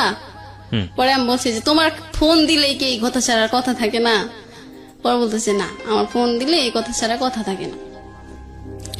পরে আমি বলছি যে আমি বললাম না আমার কাছে টাকা নাই, আর বাড়িতে অনেকদিন ধরে টাকা দিই না, মাকে এবার দিতেই হবে টাকা, আর কতবার 9-6 বোঝানো যায় মাকে। পরে বলতেছে যে ঠিক আছে, আমি এবার দেখি টাকা ব্যবস্থা করা যায় কিনা। পরে আমি বললাম যে তুমি কই টাকা পাবা? কয় আচ্ছা আব্বার ওইখান থেকে টাকা চুরি করে দেখা যায় আসা যায় কিনা। পরে আমি বললাম যে ঠিক আছে, তাহলে তুমি দেখো চুরি করতে পারো কিনা। পরে ও বলতেছে আচ্ছা, পরে ফোন দিয়ে বলতেছে যে হ্যাঁ ডলিমণি। আমি বলছি হ্যাঁ বলো। কইতেছে আমি না 1000 টাকা চুরি করতে পারছি। পরে আমি বলছি তোমার তো 1000 টাকা যাওয়া আসার ভাড়াই, তা আমার সাথে ঘুরবা কি? পরে বলতেছে না আসো। পরে আসার কথা বলতেছে। পরে আমি বলতেছি যে ঠিক আছে, আমি তাহলে স্যালারি পেয়ে আসি। বলতেছে না, স্যালারি পেয়ে আসতেও তোমার কাছে এখন যে টাকা আছে তুমি কাউর থেকে নিয়ে আসো। পরে আমি আবার আমার ওই চাচিকে ফোন দিই, ফোন দিয়ে বলি যে চাচি আমার তো আরো 4000 টাকা লাগবে। পরে বলতেছে তুই আগে 6000 টাকাই দেশ নাই এখনো, তুই আরো 4000 নিলে 10,000 টাকা হয়, তাহলে তো 1000 টাকায় 100 টাকা লাভ, তাহলে 10,000-এ 1000 করে হয় না? পরে তুই কোত্থেকে দিবি? পরে বলছি আমি দেবো তো, তোমার আমি কি না করছি? পরে বলতেছে আচ্ছা ঠিক আছে, তুই একটা নাম্বার দিস, আমি টাকা পাঠাই দিব। পরে ও একটা নাম্বার দেয়, আমি একটা নাম্বার দিই, পরে চাচি টাকা পাঠা দেয়। পরে ওরে বলি যে টাকা দিছে 4000 টাকা। পরে বলতেছে 4000 টাকা হলেই হবে, তুমি আসো। পরে যাওয়ার পরে আবার ওইখানে ওই একটাতেই ওইখানেই থাকি। পরেও আমারে বলতেছে যে শোনো, আমি যদি কখনো চলে যাই দেশ থেকে তখন তুমি কি করবা? বলছি আমি তো তোমাকে কখনো চাইতে দেবো না, আমি তো পাগল হয়ে যাবো। তুমি কি সত্যি যাবা? পরে আমার ওই দিনকে এত খারাপ লাগতেছিল, মানে আমি ওইখানে কান্না করতেছি। পরে বলতেছে পাগল, তোমার দেখলাম যে তুমি আমাকে সত্যি ভালোবাসো কিনা। পরে আমি বললাম তাই এই ধরনের কথা আর বললো না। পরে বলতেছে আচ্ছা ঠিক আছে আর বলবো না। পরে আমি আবার ওর সাথে ওইখানে থেকে পরে আমি আবার বাড়িতেই চলে আসি। পরে বাড়িতে আসলে পরে মা যেন কিভাবে শুনে যে আমি আমার চাচির কাছ থেকে 10,000 টাকা নিয়েছি। এখন এই 10,000 টাকা আমি কিভাবে দেই? বাড়িতেই টাকা দিই না, আবার চাচিরে দেবো কিভাবে? আবার আমি এখন দিলেও তো আমি আর ফোনে টাকা ভরতে পারবো না, এমবি ভরতে পারবো না, তাহলে ওর সাথে আর কথাও তো হবে না আমার, টাকা যদি 10,000 ঋণ শোধ করে দিই। পরে মা জানার পরে অনেক সমস্যা হয় বাড়িতে, আমারে নিয়ে যায়, আমাকে বলে যে তুই টাকা নিছস? আমি বলছি হ। টাকা নিয়ে কি করছস? পরে বলছি যে আমি রবিউলের সাথে ঘুরতে গেছিলাম। পরে বলতেছে ঠিক আছে, এই যে এবার টাকা শোধ করতেছি। পরে আমার খালা বলতেছে যে তাহলে আমার থেকে টাকা নিয়ে দিয়ে দে, তাহলে আর লাভটাও বাড়বে না, পরে যেদিন ওর টাকা হয় ওই দিন আমাদের দিলেই হবে। পরে আমি বলছি ঠিক আছে তাহলে এটা দিয়ে দাও, আর রবিউলের সাথে দেখা করবো না, আর টাকাও নেবো না। পরে বলতেছে বুঝে বুঝে বললি? মা বলতেছে। আমি বলছি হ্যাঁ মা আমি বুঝে বললাম। পরে আমার তো অনেক বইকা টইকা সবাই, বড় আপু, মেজ আপু, মা সবাই বইকে। পরে আমি বকা টকা শুনে ঢাকাতে চলে আসি। পরে আসার পরে আমি আর ঠিকঠাক মতো কারোর সাথে কথা বলি না, যে এখন বাড়িতে সবাই জেনে গেছে, এতদিন তো আপু জানতো, এই সম্পর্কটা এখন কত দূর যাবে। যদি বাড়ি থেকে বলে যে তোকে অন্য জায়গায় বিয়ে দেবো, আমি তো রবিউলকে ছাড়া বিয়ে করতে পারবো না। মানে আপনি যতবারই ওনার সঙ্গে দেখা করেছেন মূল টার্গেটটাই ছিল আপনাদের মধ্যে এই যে অনৈতিক সম্পর্কটা, হ্যাঁ এটাই মূল টার্গেটটা ছিল। হ্যাঁ আচ্ছা, এটা ওর জায়গা থেকে টার্গেটটা ছিল, বাট আপনি ওকে, ও যখন এগুলো বলতো আপনি লাভ ছাড়া, যেহেতু আপনি তাকে অনেক বেশি ভালোবাসেন, আপনি না যে থাকতে পারতেন না। এবং আমি যেটা জানলাম যে 3বারের সম্পর্কের মধ্যে 3বার গেছেন আপনি, তার মধ্যে 2বারই হলো সুদের উপর টাকা নিয়ে। পরে আর ও মানে রাস্তায়, সারা রাস্তায় আমাকে আই লাভ ইউ বলতো, আর বলতো তোমাকে আমি অনেক ভালোবাসি, আমাকে তোমাকে ছাড়া কখনোই ও আপনার উইকনেসটা বুঝতো, আসলে আপনি কি পছন্দ করেন সেটা বুঝতো, বাট ওই সাথে সাথে ওর ইন্টারেস্টও বুঝতো। আমরা এখন পর্যন্ত স্টোরি শুনে সেটাই মনে হয়েছে, বাট সামনে কি হবে জানি না, শুনতে থাকি। তারপর তো আমি আসার পরে চুপচাপ থাকি, কারোর সাথে কথা বলি না। আর আমার যেন কেন ভালো লাগে না কোনো কিছুতে, অফিস যেতেও ভালো লাগে না, কারোর সাথে কথা বলতে ভালো লাগে না, খাবার খেতেও ভালো লাগে না, মানে কেমন যেন লাগে। পরে আমার ফ্রেন্ড বলতেছে কি ব্যাপার, যে মানুষটা সারাক্ষণ রুমে সবাই মাথায় করে রাখতো, তুই এখন কথা বলিস না কেন? পরে আমি বলতাম যে আমার ভালো কথা শুনলেও ভাল লাগে না, তুই এখান থেকে যা, তোর কাজ থাকলে তুই কাজ কর, আমার ডিস্টার্ব করিস না। পর বলতেছে আচ্ছা ঠিক আছে, তোর হাতের রান্না তো মজা, তুই খালি সবজিটা রান্না করে দিবি, আর কিছু করতে হবে না। আমি সবসময় রান্না করতাম, তরকারি রান্না না করলে ওরা কেউ খাইতো না। বলতাম যে না, এখন আমি রান্নাও করতে পারবো না। পরে ও বলতো যে তাইলে তুই তো শুধু মাছ ভর্তাটা করে দিলেই হবে, আমার ফ্রেন্ড বলতেছে, আর কিছু করতে হবে না। পরে আমি বলছি না কিছু করতে পারবো না। পরে ওরা বুঝতে পারে যে আসলে কি সমস্যা হয়েছে। আরে আমারে আর কিছু বলে না, যেহেতু আমি ওদের সাথে কথা বলতে চাই না। ওরা কি কি বলে আমারে দেখে, আমি আর এইগুলা তাল দিই না। পরে রবিউল ফোন দেয় খুব কম এখন। পরে আমি বলতেছি কি ব্যাপার, তুমি সারাদিন ফোন দিয়ে পাগল হয়ে যাইতে, আমার ফ্রেন্ডদেরকে ফোন দিতাম মেসেঞ্জারে সারাক্ষণ, জান ময়না পাখি পাগল করে ফেলাইতে, এখন ফোন খুব কম দাও কেন? পরে বলতেছি একটু টেনশনে আছি, একটা সমস্যার মধ্যে আছি। পরে আমি বলছি কি হয়েছে? কয় আছে একটা সমস্যা আছে। পরে আমি বলছি বলা যাবে না, বলতেছে না। পরে আমি ওই মিঠু ভাইয়ের কাছে ফোন দিই, আচ্ছা ভাইয়া ওর কি হয়েছে, ও কেন যেন এরকম করতেছে কেন, মানে কথা খুব কম বলতেছে, কি সমস্যা হয়েছে, ওর কি টাকা পয়সার কোনো সমস্যা? পরে ভাইয়া বলতেছে টাকার সমস্যা হলে তুই দিবি? পরে আমি বলতেছি হ্যাঁ, ওর যদি টাকা সমস্যা হয় আমাকে বললেই তো আমি দিই, তো বলতেছে না কেন? পরে কইতেছে যে তাহলে তুই ঠিক আছে, তুই ব্যাংক থেকে তোর যত টাকা আছে সব উঠায় ওরে দে, তাইলে তো ও খুশি থাকে, তুইও খুশি থাকিস। মানে ও সবাই জানতো যে রবিউল যদি খুশি থাকে তাহলে আমি খুশি থাকি, আর রবিউলের যদি মন খারাপ থাকে তাহলে আমারও মন খারাপ থাকবে। তারপরে কি বের করা গেল, কারণটা কি ছিল মন খারাপ? কারণটা ও পরে আমাকে দাদা বলতেছে যে রবিউল শুনলাম ও নাকি বিদেশ যাবে, হয়তো এটা নিয়ে বাড়িতে কোনো সমস্যা। পরে ও বলতেছে যে আমি পরে বল তুমি কি বিদেশ যাবা? পরে বলতেছে না, আমার বিদেশ ভালো লাগে না, আর আমি তোমাকে ছাড়াও থাকতে পারবো না। আমি বলছি তাহলে তুমি এইসব কথা ওঠে কেন বাড়িতে? পরে ও বলতেছে যে বাড়ির সবাই বলতেছে আমাকে বিদেশ পাঠাবে। পরে আমি বলতেছি বাড়ির সবাই, তুমি বাড়ির যেই টাকা দিয়ে বিদেশ যাবা ওই টাকা দিয়ে আর আমার থেকে টাকা নিয়ে তুমি দেশে একটা ব্যবসা করো। পরে তুমি আমাকে বিয়ে করবা, আমি এখানে থাকবো, তুমি বাড়িতে ব্যবসা করে পরে ওই ছোট দুই বোনকে বিয়ে দিয়ে দিবা, ওরা বিয়ে দিয়ে হলে পরে আমি তোমাদের বাড়িতে যাব, তাহলে তোর কোনো সমস্যা থাকে না, তোমার বিদেশও যাওয়া লাগে না। পরে বললেন না পাগল, এটা বাড়ি থেকে যদি আমি ব্যবসা করতে চাই তাহলে টাকা দেবে না, আর বিদেশ গেলে তাহলে টাকা দেবে। পরে আমি বলছি না, তোমার বিদেশ যাইতে হবে না, আমি ওকে সবসময় বলতাম যে তুমি দেশে থাকো, বাড়ি থেকে যে টাকা দেয় আর বাদ বাকি টাকা আমি দেব, দিয়ে তুমি ব্যবসা করবা, তারপরে তোমার বন্ধুটোর বিয়ে দিবা, তারপরে আমাকে বাড়িতে নিবা, তারপরে আমরা দুজনে একসাথে বৃদ্ধ হব। পরে বলতো যে দেখি বাড়িতে কি বলে। পরে বাড়িতে আমি বললাম যে ঠিক আছে, তাহলে তুমি একদিন আমার সাথে সুমাইয়ার কথা বলাই দিও, ওর ছোট বোন। ওর ছোট বোনকে বলছিল যে আমি এরকম একটা মেয়ের সাথে কথা বলি, তো ওই মেয়েটা তোর সাথে কথা বলতে চায়। মানে আমি সুমাইয়াকে বলতাম যে তোমার ভাইয়াকে বিদেশ যেতে দিও না, ও যদি বিদেশ চলে যায়, আমি শুনতাম যে বিদেশ গেলে তো অনেক টাকা কামাই করে, তা মানুষ মানুষকে ভুলে যায়, তাহলে তো ও আমাকে ভুলে যাবে, আর ও ভুলে গেলে আমি ওকে ছাড়া থাকতে পারবো না। পরে ওই দিনকে ফোন দেয়, পরে আমি ঘুমিয়েছিলাম, পরে আর ফোন ধরতে পারি নাই। পরে আবার আমি ঘুম থেকে উঠে ফোন দিই, পরে বলতেছে সুমাইয়া তোমার সাথে কথা বলতে চাইলো, তুমি তখন ফোন রিসিভ করো নাই কেন? বলছি আমি ঘুমিয়ে গেছি, তাইলে এখন দাও। কয় না, আমি তো সুযোগ সবসময় সবাইকে দিই না। পরে আমি বলছি তার মানে কি তোমার বিদেশ যাওয়ার ইচ্ছা আছে না? কয় হ, বিদেশ গেলেই তো অনেক টাকা কামাই করা যাবে, আর তারপরে আমরা দুজন সুখে থাকতে পারবো বেশি। পরে বলছে না, আমার বিদেশ যেয়ে সুখে থাকতে হবে না, আমরা দেশে থেকেই সুখে থাকবো। আমি বাড়ি থেকে বলবো, আর বাড়িতে তো সবাই তোমাকে পছন্দ করে, তুমি অনেক সুন্দর, আমিও পছন্দ করি, আর আমাদের বাড়িতে তো সমস্যা নাই, তোমার বাড়িতে সমস্যা হলে তুমি ওটা বলবা বুঝাইয়া। পরে বলছে যে না, আর কোনো কথাই হবে না, আমি দেশের বাইরেই চলে যাব। পরে আমি বলতেছি যে না না, তুমি বাইরে যেও না, আমি তোমার পায়ে ধরি, আমি তোমাকে ছাড়া থাকতে পারবো, মানে তোমার একদিন কথা না শুনলে আমি থাকতে পারবো না।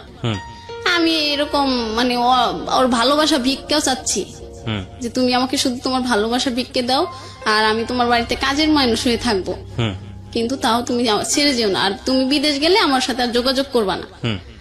পরে বলতেছে যে আচ্ছা দেখি, আর পরে বলতেছে যে একদিন আমি তোমার সাথে সারা রাত কথা বলবো।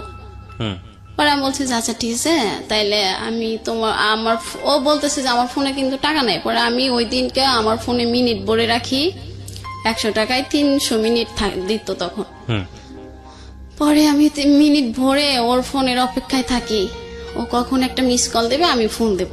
হুম ওই দিন আমি অফিসেও যাইনি, আমার রাতের ডিউটি ছিল মনে হয়। পরে আমি অফিস বাদ দিয়ে ওর ফোনের অপেক্ষায় থাকি, ওর তার খবর নাই। হুম পরে আমি পরের দিন সকালে ফোন দিয়ে বলতেছি আমি তো সারা রাত পিকনিক খাইছি, এই জন্য আর তোমাকে ফোন দিতে পারি না। হুম পরে আমি বলছি আচ্ছা ঠিক আছে, আমি বুঝতে পারছি, কোনো সমস্যা না হলে তুমি এরকম করতাম। পরে বলতেছে তো তুমি তো বুঝতে পারছো। পরে একদিন আমার জন্য কেমন লাগতেছে, দুপুরবেলা শুয়ে আছি, পরে আমার আপু যেন কি রান্না করে নিয়েছিল, পরে ওইটা শুকে আমার বমি চলে আইছিল। পরে আপু যেন কি রান্না করছিল, পরে আমার বমি আসে, পরে আমি বাইরে যাই, পরে আমার ফ্রেন্ডটা বসে থাকে বাইরে, পরে বলতেছে কি ব্যাপার ডলিমণি এরকম করতেছো কেন? পরে আমি বলতেছি কেন জানি রে, এই তরকারিটার গন্ধ ভালো লাগে না আমার, এই জন্য বমিটা আইছে। ওরাও কইতেছে যা আপনার তো কি যেন বলতেছে, একটা উদাহরণ দিল ওদের দেশের, এই যে চালের মধ্যে হালি কত রঙ দেখালি, আমারে বলতেছে আমি নাকি অনেক রঙ দেখাই। পরে বললাম এর মানে তো বুঝলাম না। পরে বলতেছে আর কত ঢং করে লুকায় রাখা যায়। আমি বললাম তোদের কথা কিন্তু আমি কিছুই বুঝতেছি না। পরে বলতেছে তুমি তো এখন বুঝতে পারবা না। পরে আমি বললাম এখন বুঝতে পারবো না মানে? যা তুই আরো 7 দিন আমার সাথে কথা বলবি না, তুই খালি উল্টা পাল্টা কথা বলস।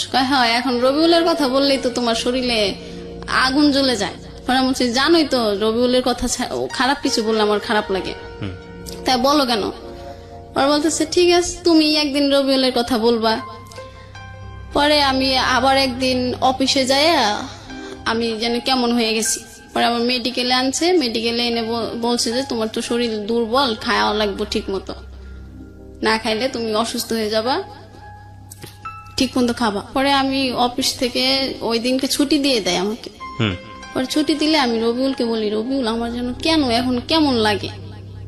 পরে রবিউল বলতেছে কেন কেমন লাগে, মনের ভিতর খারাপ লাগে নাকি? পরে বলছি না আমার শরীরটাই যেন কেমন লাগে। পরে বলতেছে ও এরকম একটু হয়, গরম তো, এই গরমে সবার শরীরটা কেমন যেন কিরকম যেন হয়ে যায়। পরে বলছি না বোকা, গরম কই, রুমে তো সবসময় ফ্যান চলে। পরে বলতেছে যে কি জানো জানি না তোমার এরকম 9-6 কথা, রাখো ফোন রাখো। পরে আর আচ্ছা রেখে দিলাম। পরে আমার বান্ধবী, ওই বান্ধবীটাই আবার আমার কাছে আসলো, এসে বললো যে আচ্ছা ডলিমণি তুই সত্যি করে একটা কথা বলবি? পরে বলছি কি বল? বলতেছে তুই কি রবিউলের সাথে শারীরিক সম্পর্ক করছোস? পরে বলছি হ্যাঁ। পরে কইতেছে যে তাইলে মনে হয় তোর বাবু টাবু হইছে, নাহলে তুই এরকম করিস কেন? তোর চেহারা তো আগে সুন্দর ছিল, এখন যেন কেমন হয়ে যাচ্ছে। এটা কে বলেছে আপনাকে? আমার ফ্রেন্ড আপনাকে জিজ্ঞেস করছে? পরে আমি ওর কাছে সবকিছুই বলি। রবিউল আমাকে কখন কয়টা চুমা দেয়, কখন কয়বার আই লাভ ইউ বলে, কয়বার কাক পাখি ডাকে, সবকিছু আমার ওই ফ্রেন্ডের কাছে আমি বলি, একসাথে ডিউটি করি। পরে বলতেছে যে আচ্ছা তাইলে তুই একটা কাজ করতে পারস। আমি বলছি কি? বলতেছে এটা তুই তোর আপুদেরকে বলতে পারস।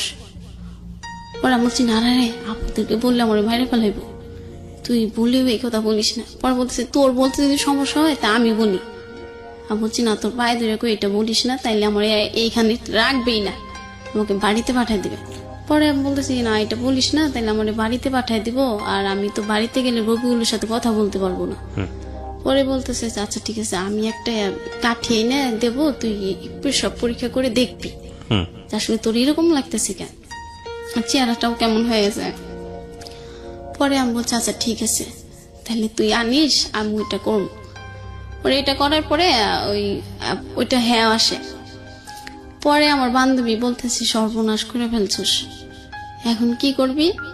পরে আমি বলতেছি এখন আমি রবিউলে কি করে বলি বল। পরে বলতেছে আচ্ছা ঠিক আছে আমি রবিউলের কাছে বলবো, আর তুই তোর বড় আপার কাছে চল, আপা যদি রবিউলকে বুঝাইয়া বলে তাইলে মনে হয় রবিউল বুঝবে। পরে আমি রবিউলের কাছে যাই, রবিউলকে বুঝাই যে রবিউল দেখো আমার না এরকম এরকম লাগে। পরে বলতেছে যে তুমি কি মানে একটা বকা দিয়ে বলতেছে যে এইসব পেশাল করার জন্য ফোন দাও। পরে আমি বলছি না আমার সত্যি কেমন যেন লাগে। পরে বলতেছে ফোন রাখো, এখন আর ফোন দিবা না। ওর ফোনটা অফ করে দেয়। পরে আর সারা রাত ফোনটা অন করে না। পরে আমি আবার আপুর রেশমির কাছে বলি যে রেশমি দেখো না আবার এরকম করতেছে। আমার সাথে না কথা বলতেছে না, ফোনটা অফ করছে, তাহলে এখন আমি কেমনে বলি? পরে বলতেছে আবার ফোন যখন অন করে, ও যখন তোকে এই গানটা শোনাইতো তুই এই গানটা শোনাবি, তাইলে হয়তো তোকে ও আর এরকম রাগ করে থাকতে পারবে না। পরে আমি ওই গানটা শোনাই, ও যে গানটা বলতো আমাকে। পরে ও বলতেছে যে গান শোনাইতে হবে না, তুমি কি বলতে চাও বলো। পরে আমি বলছি তোমার সাথে না রেশমি কথা বলবে। পরে বলতেছে আচ্ছা ঠিক আছে, রেশমির কাছে দাও। পরে রেশমি বলতেছে যে হ্যাঁ রবিউল ভাইয়া, ও তো এখন এরকম এরকম, ওর মনে হয় পেটে বাবু হয়েছে। পরে বলতেছে যে না না, এটা মিথ্যে কথা, এটা কোনোভাবেই সম্ভব। ও বলতেছে এটা কোনোভাবেই সম্ভব না। হ্যাঁ হ্যাঁ হ্যাঁ। পরে আমি বলতেছি যে সম্ভব না মানে তুমি এটা কি বলতেছো? পরে রেশমি বলতেছে তুই চুপ কর, আমি বুঝাই বললেই বুঝবে। পরে বলতেছে যে আপনার কথা বলা শেষ? পরে বলতেছে যে না শেষ না, আপনি ওই কথাটা আগে শোনেন, আপনি হ্যাঁ না কিছু তো একটা বলবেন, এখন ও কি করবে। পরে বলতেছে এটা সম্ভবই না, এটা হয়ই নাই, ও এরকম নাটক করতেছে। পরে আমি আবার বললাম ফোন দিয়া যে রবুল তুমি বিশ্বাস করতেছো না কেন? পরে কইতেছে যে না, এটা কিভাবে বিশ্বাস করবো আমি, আমার জানা মতো তোমার এই মিথ্যে কথা বলতেছো, আর তোমার পেটে বাবুটা ভয় নেই। ও ওর জায়গা থেকে এতটা কনফার্ম ছিল কেন? সেটা আমি বলতে পারবো না। কেন আপনি বলতে পারবেন না? আপনি বিবাহিত একজন নারী, কয় মাস সংসার করেছেন এবং আপনি মোটামুটি ম্যাচিউর একটা বয়সের। প্রথম কথা হচ্ছে যে আপনি তো বিষয়গুলো সম্পর্কে জানতেন, কি করলে বাচ্চা আসে, কি করলে এরকম একটা দুর্ঘটনা ঘটতে পারে, ঘটনা বা দুর্ঘটনা আমি ঠিক জানি না, এটাকে কিভাবে বলবো, সেগুলো সম্পর্কে আপনার জানাশোনা ছিল না। এটা তো ফার্স্ট টাইম হয়নি ওর সাথে, আপনারা যাইতেন, আপনারা মিশতেন, সেটা not one time, second time, third time, fourth time আপনারা গেছেন, তো একের পর আগে ঘটনাগুলো হচ্ছে, তার মানে আপনারা সচেতনভাবে এই সিদ্ধান্তগুলো নিয়েছেন। তো সেখানে আপনি বলতে পারবেন না কেন? মানে আপনারা কিভাবে মিলেছেন যেটার মধ্যে ও কনফার্ম ছিল যে না বাচ্চা আসার সম্ভাবনাই নাই, আর আপনি বলতেছেন যে না আমি জানি না কিছু, মানে বিষয়টা আমি বুঝলাম না। ও এটার জন্য না বলতো যাতে আমি ওকে বিয়ের প্রেশারটা না দিই। সেটা তো অন্য হিসাব, কিন্তু এগুলোর সাথে তো আসলে বাচ্চা হওয়া না হওয়ার কোনো সম্পর্ক নাই।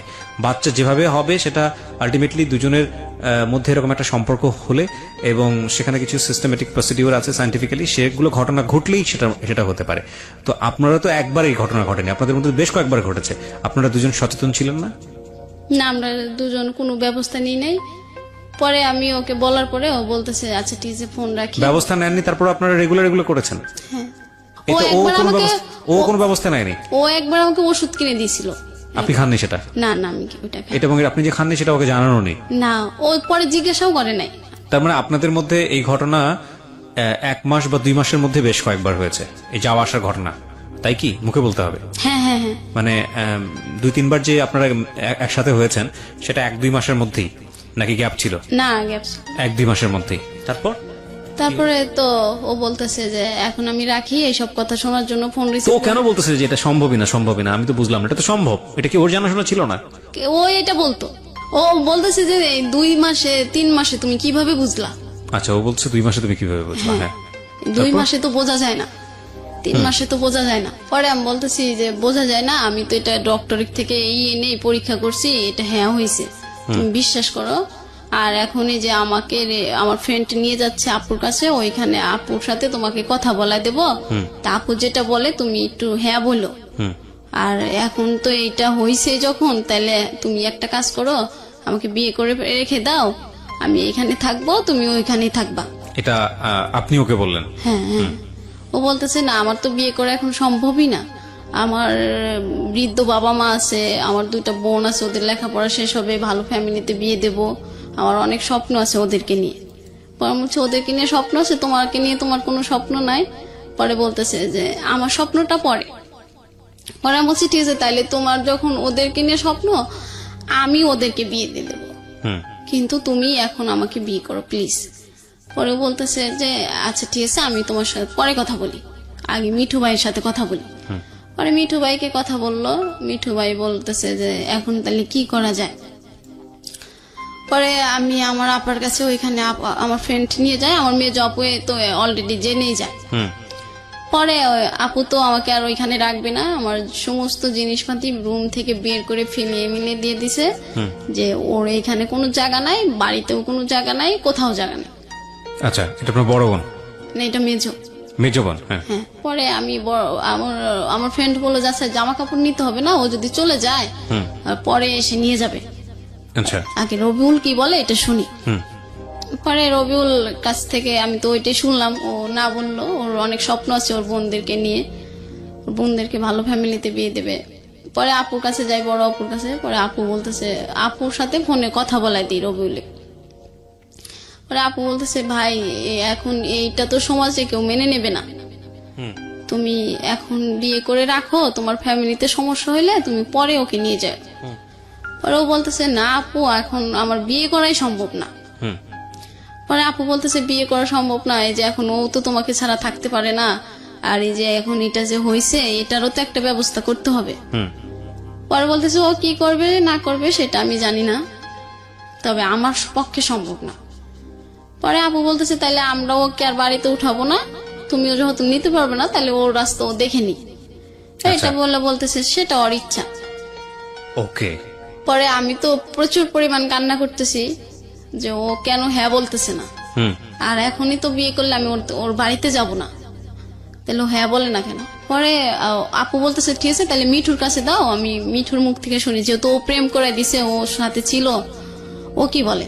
পরে মিঠু ভাই বলতেছে যে এখন তো আর ও বিয়ে করতে চাচ্ছে না, ওর ফ্যামিলি নিয়ে ওর অনেক স্বপ্ন আছে। তো আমার আপু বলতেছে, এরকম তো সবার ফ্যামিলি নিয়ে সবার স্বপ্ন থাকে, তাই তুমি যদি বলো তাহলে রবিউল রাজি হবে। পরে রবিউল বলতেছে যে না সম্ভবই না। পরে আমি আপু বলতেছে, তাহলে ওকে আমরা কোথাও কই যাবে না যাবে সেটা ও জানে। পরে আমি বললাম, রবিউল তাহলে আমি তোমার এখানে চলে আসি। পরে বলতেছে, তুই যদি এখানে আসস তাহলে আমি সুসাইড করবো।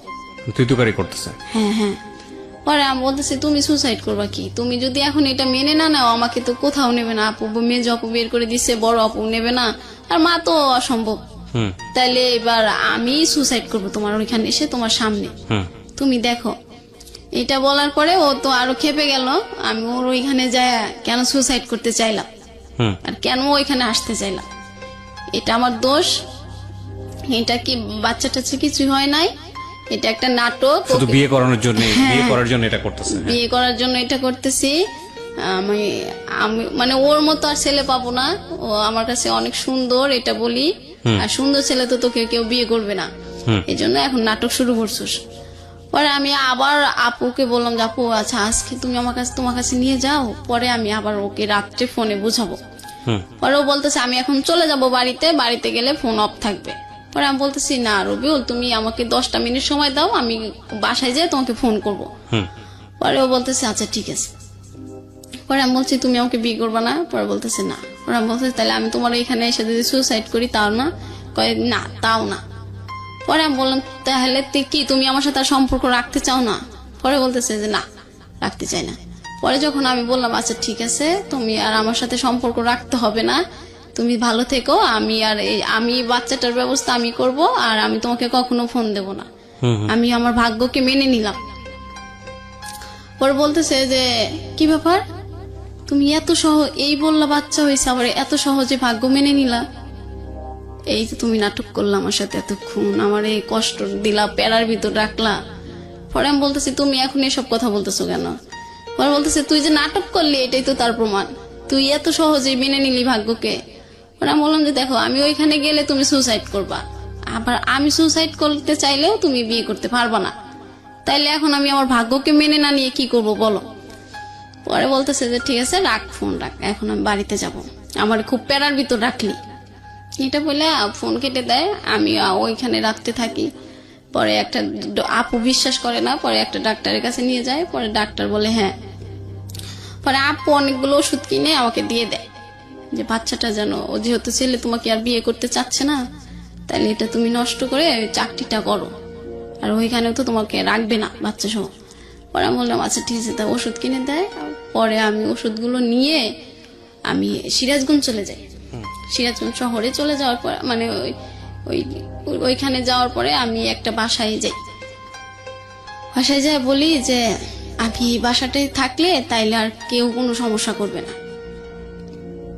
ও আমার আপু আমার ফোন রেখে দেয় যে ফোন থাকলেই তোমার রবিউলের কথা মনে পড়বে, তুমি রবিউলের ছবি দেখবা, ওর স্মৃতিগুলো তোমার চোখে ভাসবে, ওর সাথে কথা বলতে ইচ্ছা করবে। তোমার ফোন নাই, তুমি এখন থেকে যে টাকা বেতন পাবা সব টাকা হাতে দিয়ে দিবা আমার মেজো বোনের কাছে। পরে এখন আমি বললাম যে এখন তো আর মোবাইল চাওয়া যাবে না, এখন রাগের মাথায় আছে, ঠিক আছে মোবাইল নিয়ে নি। পরে আমি যখন চলে যাই আমার আর খুঁজে পাই না, পরে আমি আমার একটা সিম ওইখানে যাই একটা ফোনে উঠাই, পরে দেখি যে সবাই ফোন দিচ্ছে পাগলের মতো আমার ফ্যামিলির। পরে বলছি যে আমাকে ফোন দিচ্ছ কেন? পরে বলতেছে ফোন দিতেছি মানে তুই তুই ঢাকাতে যাস নাই, তুই বাড়িতে চলে গেছিস না কোনে গেছিস বলস না কেন? পরে আমি বলতেছি না আমার ফোন কেড়ে নিয়েছো আমি আর যাব না। পরে বলতেছে তুই ফোনের কারণে এই আমাদেরকে ছেড়ে চলে গেলি, কোন না কোন দূরে আমরা সারা রাত তোর টেনশন করলাম। আচ্ছা ঠিক আছে তুই চলে আয় আমি তো ফোন দিচ্ছি। পরে বলছি ঠিক আছে ফোন দিলে আমার শর্ত আছে। পরে বলতেছে কি শর্ত? আমি বলছি যে আমি এই বাচ্চা নষ্ট করতে পারবো না। পরে আমার আপু বলতেছে বাচ্চা না নষ্ট করে তুই কিভাবে থাকবি? এই ছেলে যদি তোকে বিয়ে করে রাখতো তাহলে তুই থাকতে পারতি, যে বিয়ে করছে এখন বাচ্চা নিয়ে থাকতেছি, জামাই অনেকদিন পর মেনে নেবে। পরে বললাম যে এত কিছু বুঝি না, তোমরা যদি এতে রাজি হও তাহলে আমাকে বলো আমি আসতেছি। পরে বলতেছে আচ্ছা ঠিক আছে। পরে এটা বলে ওরা আমাকে মানে ধরবে। পরে আমি আসলাম আবার ওইখান থেকে সিরাজগঞ্জ থেকে আমি কিন্তু বাড়িতে যাইনি। পরে আসলাম, আসার পরে বলতেছে যে এই যে ফোন দিলাম, এই যে ফোনের সিম দিলাম, সবকিছু দিলাম, এখন তুমি তোমার জীবনের কোনটা ভালো হয় সেটা তুমি বেছে নিতে পারো। আর রবিউল যদি তোমাকে ভালোই বাসতো তাহলে ও কিছু না কিছু একটা ভালো হ্যাঁ বা না দুটোর একটা বলতো যে ডলিমনি তুমি এটা করো, আমরা সম্পর্কটা আগের মতোই থাকবে। তো ওই রবিউল তো কিছু বললো না। পরে আমার আপু আমাকে গাড়িতে উঠায় দিল আর গাড়িওয়ালাকে বলে দিল ভাই একে মাওনা নামায় দিবেন, এ যেন অন্য কোথাও না যায়। পরে গাড়িওয়ালাটা চলে গেল লোক ডাকতে। পরে আমি আবার গাড়ি থেকে নেমে আবার চলে যাই। ঠিক আছে, ওইখানে গেলে আমাকে যে ওষুধগুলো দিছে ওইটা আমার ফ্রেন্ডটা হোক আপু হোক খাওয়াবে। পরে আমি ওইখানে চলে যাই। পরে আমার একটা ওইখানে ফুফু ছিল, ওইখানে আমি বলি যে ফুফু আমি তোমার এই বাসায় থাকবো এখন। পরে বলতেছে কে তুই জব করবি না? পরে আমি বলছি না জবটা আর করবো না। পরে বলতেছে আচ্ছা ঠিক আছে তাহলে এখানে থাকতে পারো। পরে আমি বলতেছি আর কখনো কিন্তু যাব না, তোমার এখানেই থাকবো। পরে বলতেছে ঠিক আছে তাহলে আমি তোকে বিয়ে দিয়ে দেবো। পরে বলতেছি যে আচ্ছা ঠিক আছে। পরে আমি খাই না তো কিছু খাইতে ভালো লাগে না আর খালি ঘুম আসে। আচ্ছা। পরে ফুবু বলতেছে কি ব্যাপার তুই খাস না কে? তুই যে পরিমাণ চুরি করে খাবার খাইতি এখন তোর সামনে থাকলে তুই খাস না। বাচ্চাটা তখনও পেটে? হ্যাঁ হ্যাঁ। পরে আমি ফুপুরে বললাম যে ফুপু এই ঘটনা, এই ছেলে তো এখন আমাকে বিয়ে করতে চাচ্ছে না। পরে ফুপু বলতেছে আচ্ছা বিয়ে করতে না চাইলে এরও সমাধান আছে, তুই এটা নষ্ট করে ফেল তাইলে আর আমরা এখানে থাকবি কোনো সমস্যা হবে না, পরে ভালো দেখে আমরা একটা বিয়ে দিয়ে দেবো তোকে। এটা বলার পরে আমি বললাম কি বলে, আমি যার জন্য এখানে চলে আসলাম জব ছেড়ে সেও বলতেছে বাচ্চা নষ্ট করতে। পরে রবিউল ওই দিন ফোন দিল, ফোন দিয়ে বলতেছে কই তুমি? পরে বললাম যে আমি ফুপুর বাসায় আইছি। কেন? পরে বলতেছে যে আমার ফ্রেন্ড তোমার সাথে কথা বলবে আজম। পরে বলতেছে যে আমি বললাম যে আজম কি কথা বলবে? তুমি আমি জাগ দিয়ে ভূত ছাড়াবো সেই তো ভূত, আমি আজমের সাথে কি বলবো? পরে বলতেছে প্লিজ 1 মিনিট কথা বলো। পরে আমি বললাম আচ্ছা ঠিক আছে। পরে আজম বলতেছে যে ডলি তুমি এরকম পাগলামি করতেছো কেন? আর এরকম এই কয়েক দিনে কি কারো বাচ্চা হয়? পরে আমি বলছি যে ভাইয়া আপনিও বিশ্বাস করলেন না। পরে আমাকে বলতেছে রবিউল যেটা বলছে আমি তো সেটাই বলতেছি। পরে বলছে ও রবিউলের কথা বিশ্বাস হলো আর আমার কথা বিশ্বাস হলো না। পরে বলতেছে না। পরে আমি বলতেছি তাইলে ও বলতেছে রবিউল তো একটা চাকরি নেবে, পরে তোমাকে বলি বিয়ে করবে 2-3 মাস পর, এই যে আমার কাছে বললো। পরে এটা বলার পরে আমি তো খুব খুশি। পরে আমি বলছি ঠিক আছে তাইলে তো আমার আর কোনো টেনশনই নাই, আমার তাহলে এটা আর কিছু এটা নিয়ে আর কোনো টেনশন নেই। পরে বলছি রবিউল কি নিজের মুখে বলছে? পরে বলছে হ্যাঁ। পরে আমি বলছি তাহলে রবিউলের কাছে দেন। পরে রবিউলের কাছে দেওয়ার আগে বলতেছে যে শোনো তুমি যে চাকরিটা করো ওইখানে চলে যাও, চলে যায় তুমি রবিউল তোমারই থাকবে, ও তো তোমার। পরে বলতেছে যে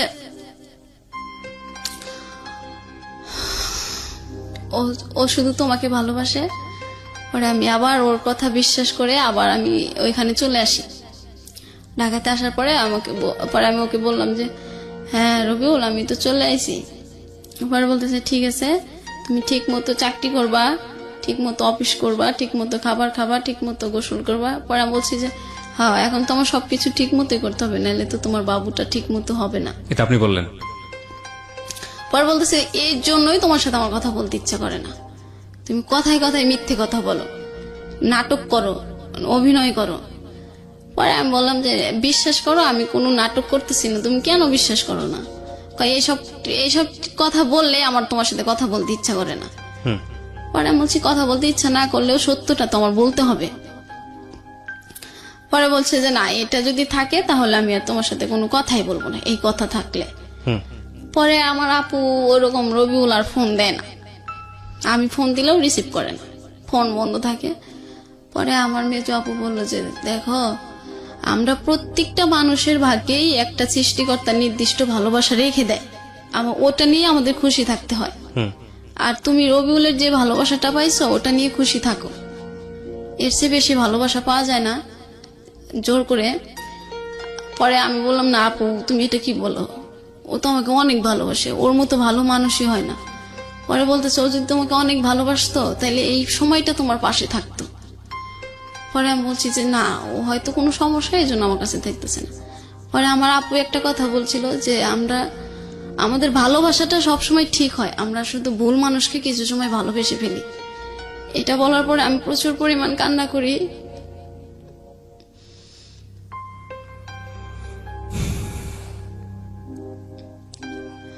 আমি যাকে জীবনের সঠিক মানুষ মনে করলাম সে আজকে আমার কাছে ভুল মানুষ হবে না, এটা হতে পারে না। পরে আমার রুমে সবাই জানে এই বিষয়টা, এখনো জানে যে আমি রবিউলের জন্য পাগল। পরে সবাই বলতেছে আচ্ছা ঠিক আছে, তুমি যখন রবিউলকে ভালোবাসো তুমি বাবুটা নষ্ট করে ফেলো, ও তোমার ভালোবাসা আছে থাকবে, তোমার বাবু আবার হবে ও যখন তোমাকে বিয়ে করবে। পরে আমাকে সবাই মিলে এটা অনেক কিছু বোঝানোর পরে আমি হ্যাঁ বলে দিই, আচ্ছা ঠিক আছে বাবুটা আর রাখবো না। পরে ওর সাথে আর এই বিষয়ে আমার কথা হয় না যে রবিউল আমি বাবুটা নষ্ট করব, ভালো মন্দ ও তোমাকে নাই করে দিছে, তারপর তো কথাই বল না। পরে আমি নষ্ট করি, মানে ওষুধ খাই, ওষুধ খাওয়ার পরে আমি এত অসুস্থ হয়ে যায়, একদিকে রবিউল কথা বলে না, একদিকে আমি কি এমন একটা মানুষকে ভালোবাসলাম আমার কষ্টের সময় সে পাশে নাই, আমার এই যে বাচ্চাটা নষ্ট হয়ে যাচ্ছে, মানে নানান কষ্ট আমার চারপাশে মনে হলো তখন। আর মানে ওষুধটা বাবুটা নষ্ট হওয়ার সময় আমি এত অসুস্থ হয়ে গেলাম, আমি উঠে দাঁড়ানোর ক্ষমতা আমার ছিল না তখন। পরে আমাকে সবাই সেবা যত্ন করলো, 15 দিন আমি ওই অসুস্থই ছিলাম। পরে ওর সাথে আর এই কথা হয় নাই ভালো করে, ওই হয়তো 1 মিনিট ফোন দিয়ে বলতো কি করো, আমি ওই কাউকে দিয়ে ফোনটা রিসিভ করে বলতাম যে হ্যাঁ বল ভালো আছে। পরে একদিন আমাকে বলতেছে জলিমনি, আমি বললাম হ্যাঁ বলো। পরে বলতেছে আমি না একটা কথা বলতে চাই তোমারে। পরে বললাম যে কি বলো? বলতেছে আচ্ছা আমরা কালকে সারা রাত কথা বলবো, তখন তোমার সাথে কথা বলবো। পরে আমি বললাম যে ঠিক আছে, তোমার ফোনে কি টাকা আছে? পরে বলতেছে না। পরে আমি বললাম আচ্ছা ঠিক আছে আমি ফোন দিবনি, তুমি কখনো হয় আমাকে একটা SMS করে জানিয়ে দিও। পরে বলতেছে আচ্ছা ঠিক আছে। পরে রাত গেল আর ফোন দিল না। পরে দিন সন্ধ্যাবেলা ও আমাকে ফোন দিয়ে বলতেছে যে জলিমনি একটা কথা বলবো। পরে বলছি হ্যাঁ বলো। পরে বলতেছে আমাকে ক্ষমা করে দিও। পরে আমি বললাম ক্ষমা? কিসের ক্ষমা চাও তুমি? আমার কাছে তো তুমি কোনো অপরাধ করো নাই। পরে বলতেছে আমি না বিদেশ চলে যাচ্ছি। এটা বলার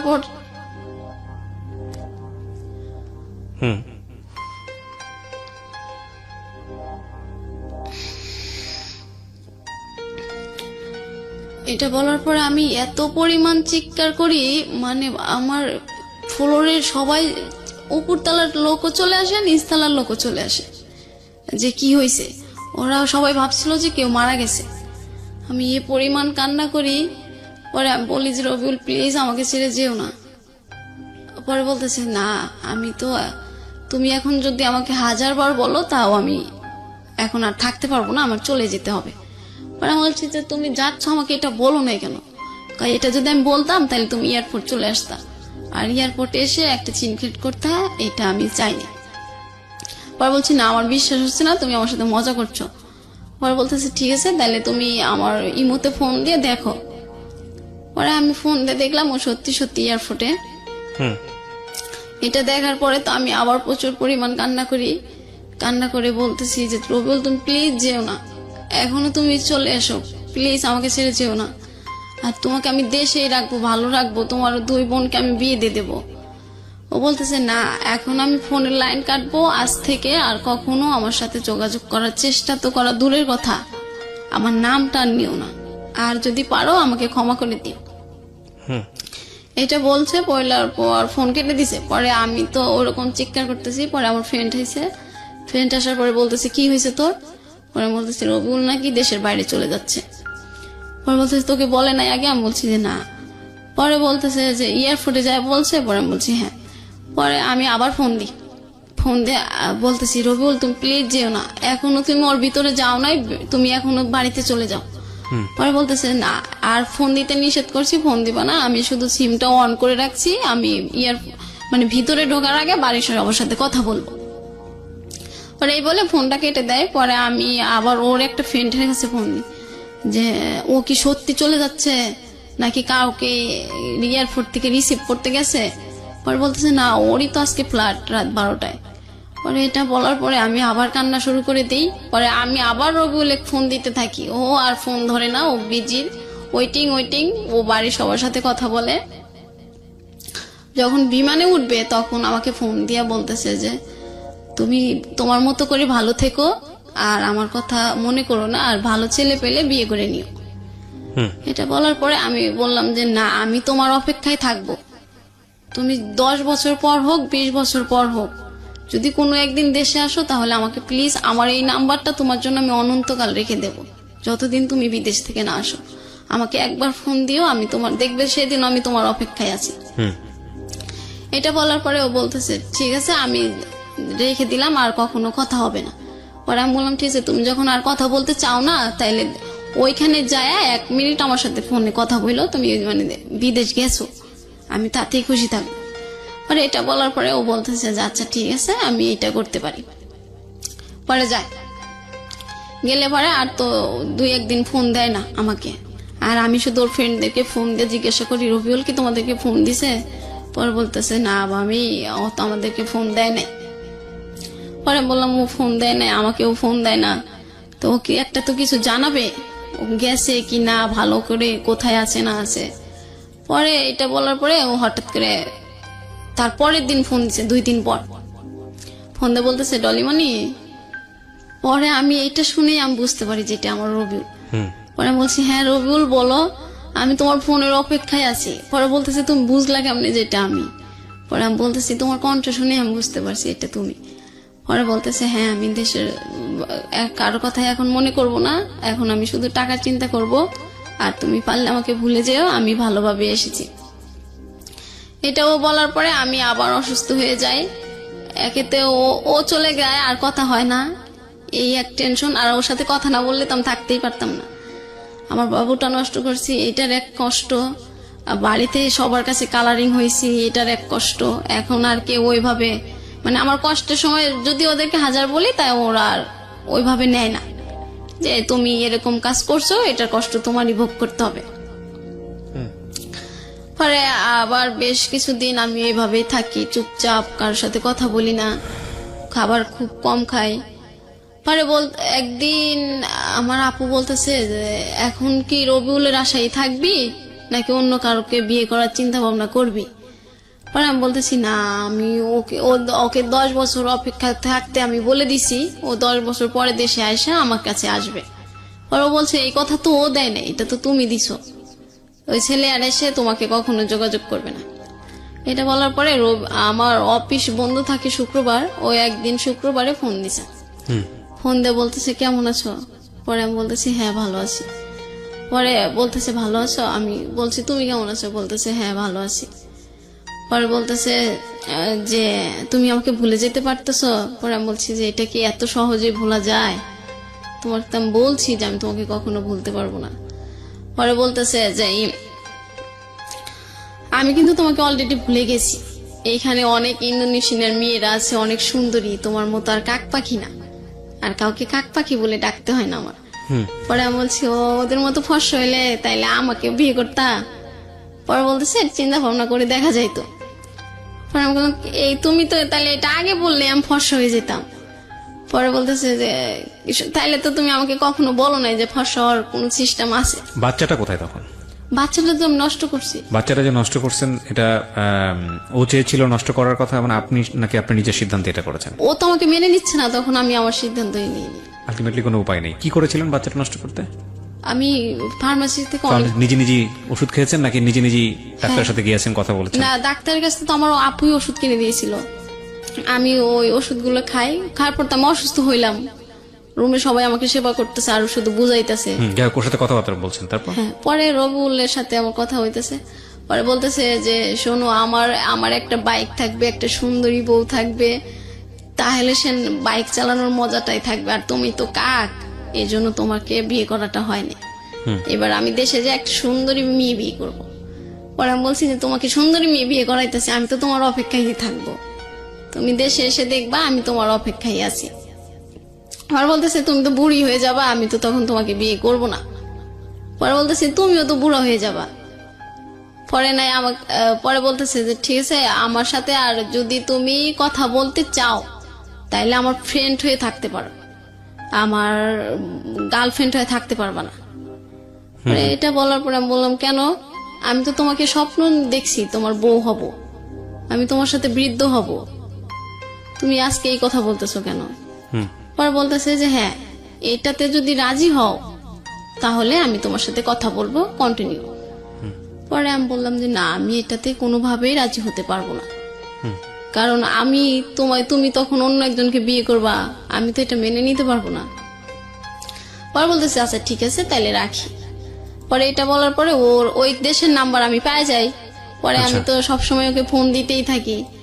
ফোন দিলেও হয়তো 100 বার ফোন দিলে একবার রিসিভ করে বলে কি ব্যাপার, তুমি ফোন দিচ্ছ কেন, কিছু বলার আছে তোমার? পরে যদি আমি বলতাম হ্যাঁ আমার বলার আছে। আরেকবার যদি বলতেন ও কিসের পারমিশন চাচ্ছিল আপনার কাছ থেকে?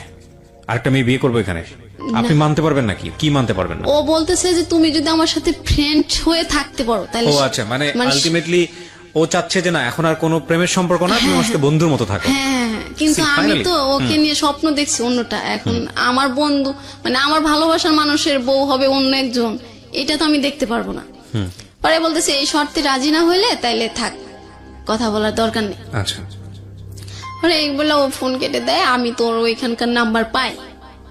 পরে পাওয়ার পরে আমি তো ফোন দিতেই থাকি। ফোন দিলে ও রিসিভ করে না, রিসিভ করলে বলে যে এখন আমি অনেক ব্যস্ত আছি, সারাদিন ডিউটি করছি, এখন ঘুমাবো, এটা করবো সেটা করবো, মানে অনেক নয় কথা। পরে একদিন ও আমাকে ফোন দিয়ে বলতেছে ডলিমণি একটা কথা বলবো? পরে আমি বলছি হ্যাঁ বলো। বলতেছে আজকে তুমি একদম সত্যি কথা বলবা। পরে আমি বলছি হ্যাঁ। পরে বলতেছে তুমি আমার সাথে এই নাটকটা না করলেই পারতা। পরে বলছি কোন নাটকটা? কয় হ্যাঁ, তুমি ভেবে দেখো আমি দেশ ছাড়ছি তোমার অনেক কষ্ট নিয়ে। আমি বলছি কোন কথা বলতেছো তুমি?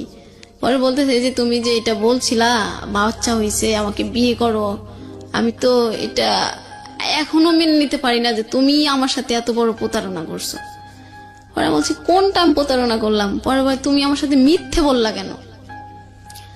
এই 2-3 মাসে বাবু হয়, আমি তো এটা জানি না। পরে আমি বলছি তুমি তাইলে একটা কাজ করো, দাদার কাছে জিগে, মিঠু ভাইকে জিগেলে মিঠু ভাই বলবে, যেহেতু মিঠু ভাইয়ের বউ আছে তাইলে তুমি ক্লিয়ার হতে পারবা আসলে আমি মিথ্যে বলছি না সত্যি বলছি। পরে বলতেছে 3 মাসে বাবু তুমি এটা বুঝতে পারো কেমনে? পরে আমি বলছি যে এটা বোঝা যায়, তুমি আমাকে বিশ্বাস না করলে তুমি দাদাকে। পরে বলতেছে ঠিক আছে তাহলে তুমি তোমার বাবার কসম দিয়ে বলতে পারবা? পরে আমি বলছি হ্যাঁ আমার মৃত বাবার কসম, এটা আমি সত্যি বলতেছি, এখনো বলি, আগেও বলি, পরেও বলবো। পরে বলতেছে আচ্ছা ঠিক আছে তাই রাখি। এটা রাখি বলতে বলতে ও আবার একদিন ফোন দেয় বলতেছে যে আচ্ছা তুমি আমার জন্য কতদিন অপেক্ষা করতে পারবা? পরে আমি বলছি তুমি যতদিন সুমাইয়া মাসুমা ওদেরকে বিয়ে দিবা, বাড়িতে সুন্দর করে একটা ঘর দিবা, আমি আর তুমি থাকবো, আর একটা ঘর দিবা, মা বাবা থাকবে, ততদিন মানে যতদিন তোমার নিজের পায়ে না দাঁড়ানো হয় ততদিন পর্যন্ত তুমি দেশের বাইরে থাকো, আমি এখানেই থাকবো, তারপরে আমরা দুজন আবার সুখে সংসার করব। পরে বলতেছে যে তাইলে আমি 10 লাখ টাকা গুছাই আর তুমি 10 লাখ গুছাও। পরে আমি বলছি ঠিক আছে, আমি তো এখানে 10 বছর চাকরি করি, তুমি বিদেশ থাকো 10 বছর, তাহলে আমাকে এখান থেকে তো 5 লাখ টাকা এমনি দেবে। হুম। পরে বলতেছে আচ্ছা ঠিক আছে। এটা বলার পরে আবার একদিন আবার অনেক কয়দিন কথা হয় না। কথা না হইলে আমি তো ফোন দিতে থাকি দেখে ও আমাকে ব্লক করে দেয় ইমোতে। ব্লক করে দেওয়ার পরে আমি আর ওকে খুঁজে পাই না, আমি তো পাগল হয়ে গেলাম। হুম। পরে আমার একটা ফ্রেন্ডের ইমোতে ওর নাম্বারটা সেভ করলাম, সেভ করার পরে ওই নাম্বার থেকে ফোন দিলাম, পরে ওই নাম্বারটাও ব্লক করে দেয়। যেটাই দেখে যে আমার কণ্ঠ সেটাই ব্লক করে দেয়। হুম। পরে ব্লক করে দিলে তো আর আমার ক্ষমতা নাই ওকে সারাক্ষণ ফোন দেওয়ার। আর ওই দেশের যে নাম্বারটা ছিল, পরে বলতেছে এই নাম্বারে যদি ফোন দাও তাহলে এই সিমটা আমি চেঞ্জ করে ফেলবো, তোমার ক্ষমতা নাই আমাকে খুঁজে বের করা। পরে আমি বললাম ঠিক আছে রবিউল, আমি আজকে বুঝতে পারলাম তুমি যে আমাকে কতটা ঘৃণা করো। আমি ফোন দিয়ে দেখে আমাকে তুমি ব্লক করে দিয়েছো, আমি ফোন দিয়ে অন্যজনের ফোন দিই তাকেও ব্লক করছো, আমি ফোন দেবো দেখে তুমি সিম চেঞ্জ করতে পারবা। ঠিক আছে, সিম চেঞ্জ করার দরকার নেই, তুমি সিম রেখে দাও, আমি আর তোমার সাথে যোগাযোগ করব না। পরে এটা বলার পরে আমি ওরকম আমি আর এখন কার সাথে বেশি কথা বলি না। ওই সময় কেউ কিছু জিজ্ঞাসা করলে হ্যাঁ না। আর তখন ও চলে যাওয়ার পরে অপূর্ব নাটক আমার বেস্ট সময় হয়ে যায়।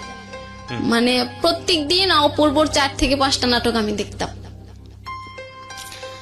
অপূর্বর নাটক দেখতে দেখতে এক সময় আমি মানে ওকে ফোন দেওয়াটা ভুলে যাইতাম, মানে ওর ব্লক করা। তারপরে আমি দিনে একবার করে ফোন দিতাম যে যদি কোনোদিন ব্লকটা খুলে ফেলে।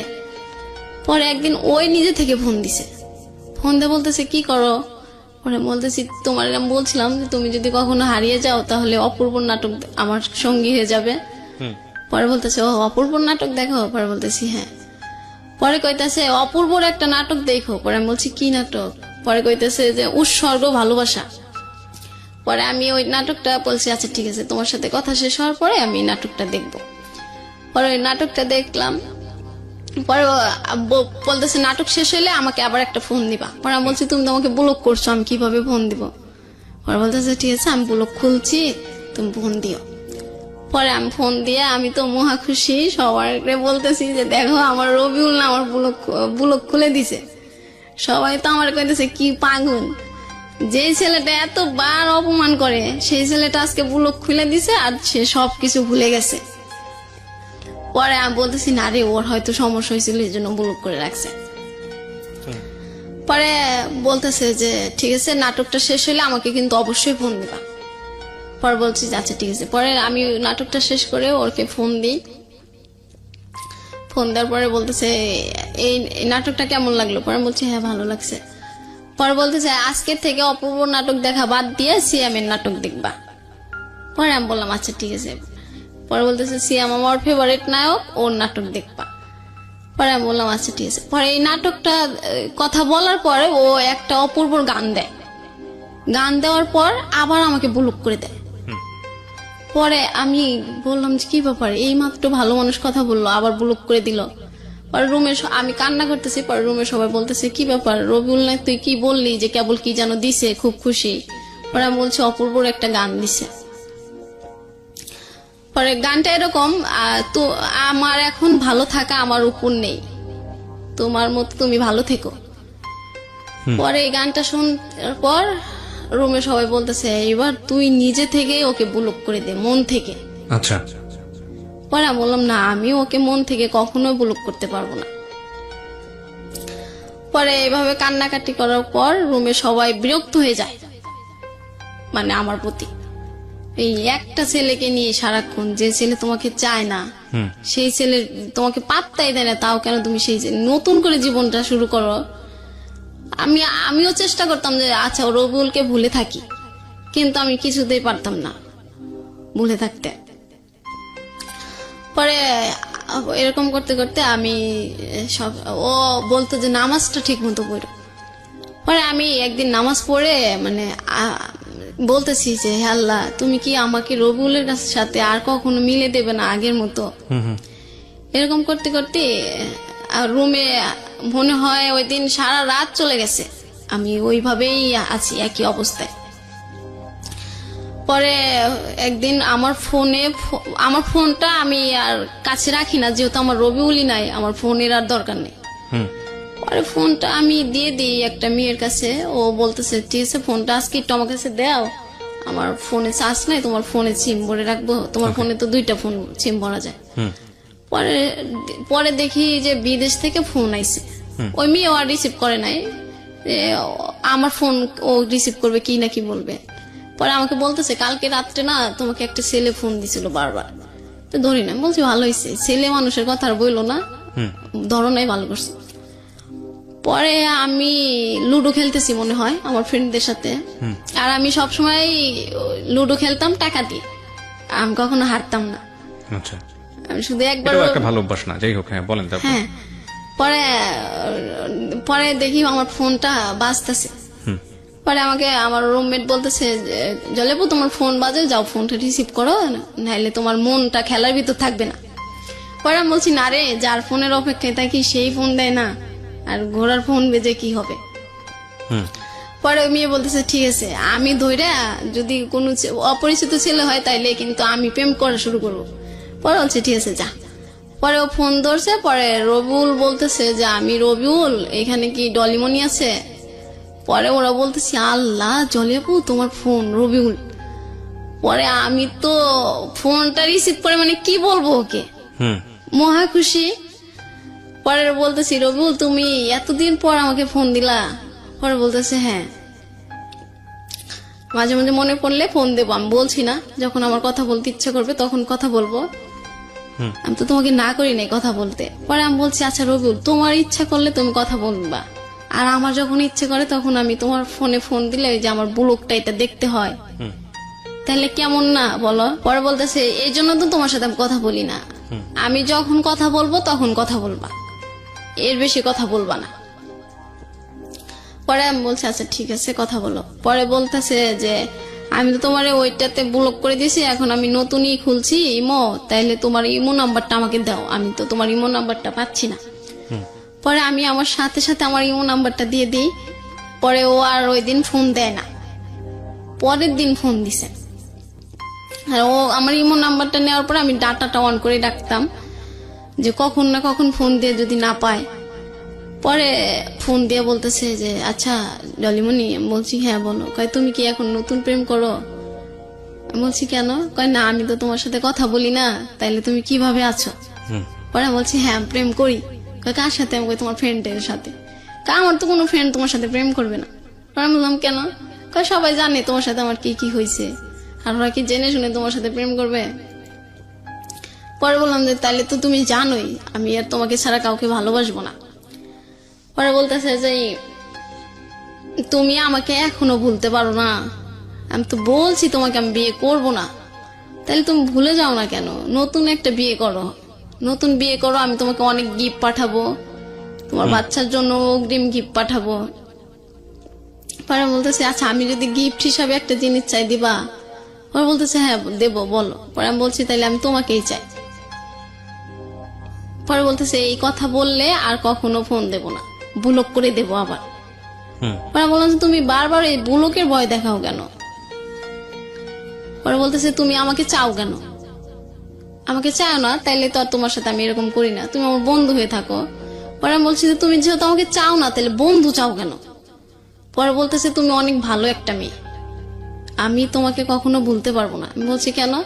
কয় তুমি যে অনেক ভালো একটা মেয়ে এর জন্য ভুলতে পারবো না। পরে বললাম যে আমি যদি অনেক ভালো মেয়ে হই তাহলে তুমি আমার সাথে থাকতে চাও না কেন?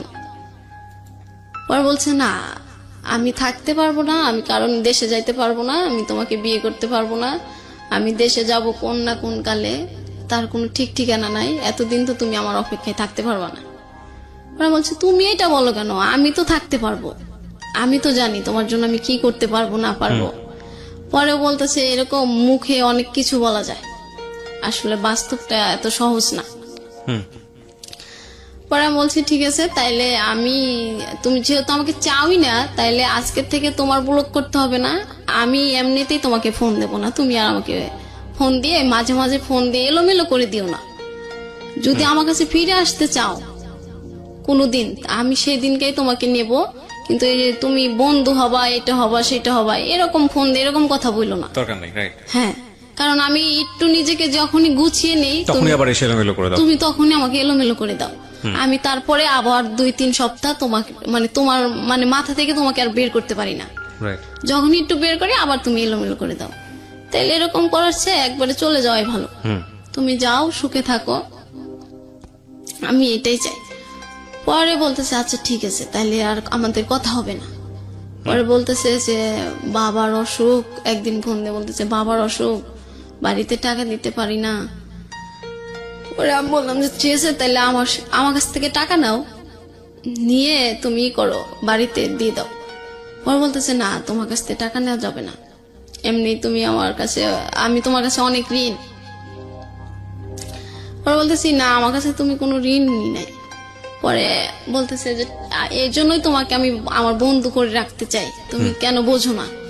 পরে বলছি না, আমি এই জন্যই তোমাকে চাই আমার করে, তুমি কেন বোঝো না। পরে বলতেছে ঠিক আছে, এখন রাখি, কাজে যাব, পরে অন্য একদিন কথা হবে। পরে বললাম যে আচ্ছা ঠিক আছে, তাই আমি তোমার ফোনের অপেক্ষায় থাকবো। আমি সবসময় ফোন আমার কাছেই রাখি, অফিসে গেলেও, বাসায় থাকলেও, যেখানে গেলে, যে যদি হঠাৎ করে রবিউল ফোন দিয়ে আমাকে না পায়। পরে একদিন ফোন দিয়ে বলতেছে যে আমার অফিসে না ঠিক মতো কাজ হয় না, স্যালারিও পাই না, আর যে টাকা স্যালারি পাই ওইটা আমার খাওয়ার জন্যই চলে যায়, বাড়িতে দিতে পারি না। এই মাসে বাড়িতে মাত্র 4,000 টাকা দিছি। আমি পরে বলতেছি তাহলে এই কোম্পানিটা চেঞ্জ করে ভালো, অন্য একটাতে যাও। পরে বলতেছে এই কোম্পানি চেঞ্জ করতে আর 3 লাখ টাকা লাগবে, তাইলে সে আমি অন্য কোম্পানিতে যেতে পারবো, স্যালারি পাবো। পরে আমি বলছি ঠিক আছে, তাহলে আমি যদি 3 লাখ টাকা দিই, তুমি কি এই কোম্পানি চেঞ্জ করবা?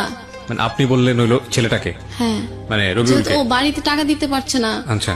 আর মানে বাড়িতে যত তাড়াতাড়ি টাকা পয়সা দিয়ে করতে পারবো, তাড়াতাড়ি দেশে চলে আসতে পারবে।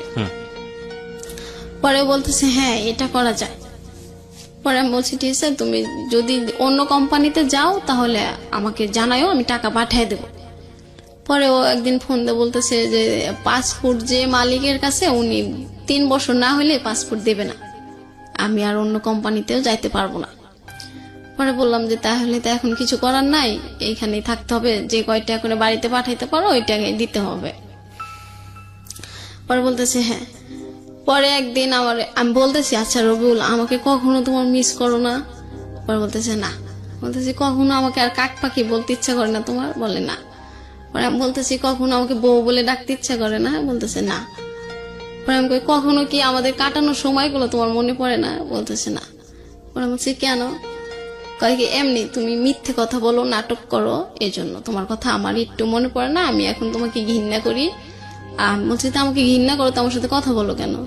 কয় কথা বলি যদি তুমি আমার ভালো বন্ধু হতে রাজি হও কোনোদিন, এই জন্য। তো আপনি তাকে জিজ্ঞেস করেননি এই কোশ্চেনটা? খুব টাফ একটা কোশ্চেন, যদিও খুব মানে অবিভাজ্য কোশ্চেন, বাট এই কোশ্চেন অ্যান্সারটা কি আসবে আমি ঠিক জানি। আপনি কখনো জিজ্ঞেস করেছেন তাকে যে কি ধরনের বন্ধু, মানে বন্ধুত্বপূর্ণ এবং শারীরিক সম্পর্ক বিষয়টা না, এরকম? শারীরিক সম্পর্ক না, ও শুধু বন্ধু হয়ে থাক, ওর দুঃখের কথাগুলো আমাকে বলবে, আমার কষ্টের কথা আমি ওকে বলবো। এবং তারপরে আপনাকে যখন বলবে তার সাথে দেখা করার জন্য বাংলাদেশে এসে, তখন দেখা করতে হবে? হ্যাঁ, বাংলাদেশে এসে ও আমার সাথে একবার দেখা করবে, আমি বিয়ে করব অন্য জায়গায়। আচ্ছা ঠিক আছে, হ্যাঁ সমস্যা নেই, বলেন তারপরে কি দাঁড়ালো শেষ পর্যন্ত? হ্যাঁ, তারপরে এই কথা বলতেছে, পরে ও বলতেছে আমি তোমাকে ঘৃণা করি। পরে এটা বলার পরে আমি বলছি দেখো রবিউল, আমি তোমাকে এ পরিমাণ ভালোবাসি, তুমি আমাকে যতই বলো আমি এটা মনে করি যে তুমি এটা এমনি এমনি বলতেছো, এটা তোমার মনের কথা না। পরে বলতেছে না, পরে একটা বকা দিয়ে বলে যে এটা সত্যি, আমি তোকে ভালোবাসি না। সেদিন আমার অনেক কষ্ট হয়, ও যেদিন আমাকে বলে যে আমাকে ঘৃণা করে, সেদিন আমি অনেক কষ্ট পাই যে এই ছেলেটার কারণে আমি সবার কাছে কালারিং হয়েছি। আজ এই ছেলেটাই বললো আমাকে ঘৃণা করে, ঠিক আছে এই ছেলের সাথে আর আমি কথাই বলবো না, ওর মতো করে ভালো থাকুক, আমি আমার মতো করে থাকবো। এটা বলার পরে আমি ফোনটা কাটি। পরে ও আমাকে আবার ফোন দেয়। পরে আমি আপুকে বলি যে আপু, রবিউল না আমাকে ফোন দেয় মাঝে মধ্যে, ফোন দেয় শুধু বলে বন্ধুত্ব হয়ে থাকতে, কিন্তু এটা বললে আমার অনেক কষ্ট হয়, আমি ওর বন্ধু হয়ে থাকতে চাই না। পরে বলতেছে যে তাইলে তুই একটা কাজ কর, তুই ওকে বলে দে যে তোর অনেক বড় একটা অসুখ, তাইলে আর ও তোকে ফোন দেবে না, আর তুই নিজেকে এইভাবে ঠিকঠাক রাখতে পারবি। পরে বলছি কি বলবো? পরে বলতেছে তুই বলে দে যে তোর ক্যান্সার হয়েছে, তাইলে আর ওই ছেলে তোকে ফোন দিবে না, ডিস্টার্বও করবে না। পরে আমি বললাম যে আচ্ছা ঠিক আছে, এটা বলবো। পরে একদিন ভিডিও ফোন দিয়ে ও বলতেছে যে আমি তোমাকে একটু দেখবো। পরে আমি বলছি যে হ্যাঁ দেখতে পারো। বলছে তাহলে তুমি ক্যামেরার সামনে আসো।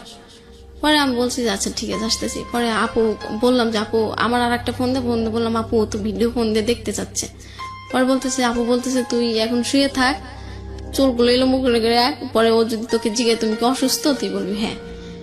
পরে আমাকে বলতেছে কি ব্যাপার তোমাকে আজকে এরকম দেখা যাচ্ছে কেন, তুমি কি অসুস্থ? পরে আমি বলছি হ্যাঁ অসুস্থ। পরে বলতেছে তোমার কি হয়েছে? পরে বলছে আমার অনেক বড় একটা সমস্যা হয়েছে, এটা কাউকে বলা যাবে না। পরে বলতেছে আমাকে বলো। পরে আমি বলতেছি আচ্ছা রবিউল তুমি কি আমাকে একটা রাত দিতে পারো সময়? পরে বলতেছে কবে চাও তুমি সেই রাতটা? পরে আমি বলতেছি তোমার যেদিন অফিস বন্ধ থাকে তুমি সেই দিন আমার সাথে সারা রাত কথা বলবা। পরে মালয়েশিয়া আবার রবিবার অফ থাকে, প্রত্যেক রবিবার। পরে আমি বলছি যে তাইলে তুমি একটা রবিবারে আমার সাথে কথা বলবা সারা রাত। পরে বলতেছে আচ্ছা ঠিক আছে।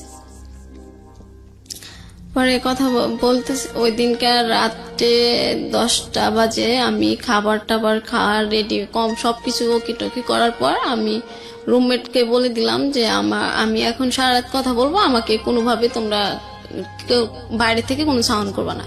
পরে বলতেছে কে কার সাথে কথা বলবা? পরে আমি বলছি রবিউলের সাথে। পরে বলতেছে আচ্ছা ঠিক আছে তা কথা বলো, আর বেশি আবার কান্নাকাটি করো না, তুমি তো রবিউলের সাথে কথা বললে কান্নাকাটি শুরু করে দাও। পরে বলছি ঠিক আছে আজকে আর কান্না করবো না রে। পরে বলতেছে যে হ্যাঁ ডলিমানি বলো কি বলতে চাও। পরে আমি বলছি যে রবিউল আমার না অনেক বড় একটা অসুস্থ। পরে বলতেছে কি হয়েছে? পরে আমি বলছি আমার না ক্যান্সার হয়েছে। মিথ্যা কথা। হ্যাঁ, ও যে তার ফোন না দিয়ে মাঝে মধ্যে আমাকে এলোমেলো না করে দেয়। পরে বলতেছে যে তাইলে তুমি ডাক্তার দেখাও নাই? পরে বলছে যে আমি বলতেছি হ্যাঁ এখন আমি দুবাইয়ে যাব, ওইখানে যায় চিকিৎসা হবো। আপু বলে দিছে ও জানে যে আমার দুবাই যাওয়ার ক্ষমতা আছে, ওরকম টাকা পয়সা আছে, আমি ইচ্ছে করলে সব জায়গায় যাইতে পারবো, আর এটা বললে ও বিশ্বাস করবে। পরে বলতেছে তাহলে দুবাই যায় ডাক্তার দেখায় সুস্থ হও, আর এটা বেশি সমস্যা নাই, আমাদের এলাকার একটা এরকম হয়েছিল ক্যান্সার, উনি এখনো বেঁচে আছে। বোকা মেয়ে তুমি কান্না করো কেন? আমি তো কান্না করতেছি ওর সাথে আমার শেষ কথা, কিন্তু ও তো বুঝতে পারতেছে না। পরে বলতেছি যে না আমার কেন যেন কান্না আসতেছে, যদি দুবাই যাওয়ার পরে আর আসতে না পারি এই জন্য। পরে বলতেছে আর না কিছু হবে না, তাইলে তুমি যাও। পরে ও বলতেছে যে আমারও একটা শেষ কথা আছে বলবো। পরে আমি বলছি হ্যাঁ তুমি বলতে পারো তোমার শেষ কথা। পরে বলতেছে যে কি তুমি আমাকে আজকের পর থেকে আর কখনো ফোন দিবা না, ও আমাকে বলতেছে। পরে আমি বলছি ঠিক আছে। আর পরে বলতেছে আমি তোকে এতটাই ঘৃণা করি যে একটা পতিতালার বেশ্যাকে আমি যে সম্মান দিই আমি তোকে সেই সম্মানটা দিই না। পরে আমার এটা বলার পরে আমি তো অনেক কান্না করি যে আমি তো তোমার সাথেই শুধু খারাপ কাজ করছি, তাইলে তুমি আমি যদি খারাপ হই তাইলে তো আমার সাথে তুমিও খারাপ, তাইলে তুমি একটা বেশ্যাকে বিশ্বাস করো আমাকে বিশ্বাস করো না কেন? পরে বলতেছে যে তুমি শুধু নাটক করো, এটা বলতেছে। পরে আমি বলছি রবিউল বিশ্বাস করো আমি আমাকে নাটক করে এটা বলে কেন? আমি ওই যে বাসাটায় কাজ করতে গেছিলাম ওইটা ওর বিশ্বাস হয় নাই, যেই মেয়ে করবে কাজ অন্যর বাসায়। আর নাটক হচ্ছে যে আমি বলছিলাম যে বাড়ি থেকে আমাকে কেউ মেনে নেবে না, বাড়িতে উঠাবে না, এটাকে নাটক বলে। আর ওই যে ওকে যে বলছিলাম যে ঠিক আছে তুমি যখন আমাকে মেনে নিচ্ছ না তাইলে ঠিক আছে তুমি তোমার মতো থাকো, আমার জীবনের ডিসিশন আমি নিজেই নেব। ও এই 3টা জিনিস বিশ্বাস করতে পারে না, এই জন্য আমাকে এখনো বলে আমি ওর সাথে নাটক করি।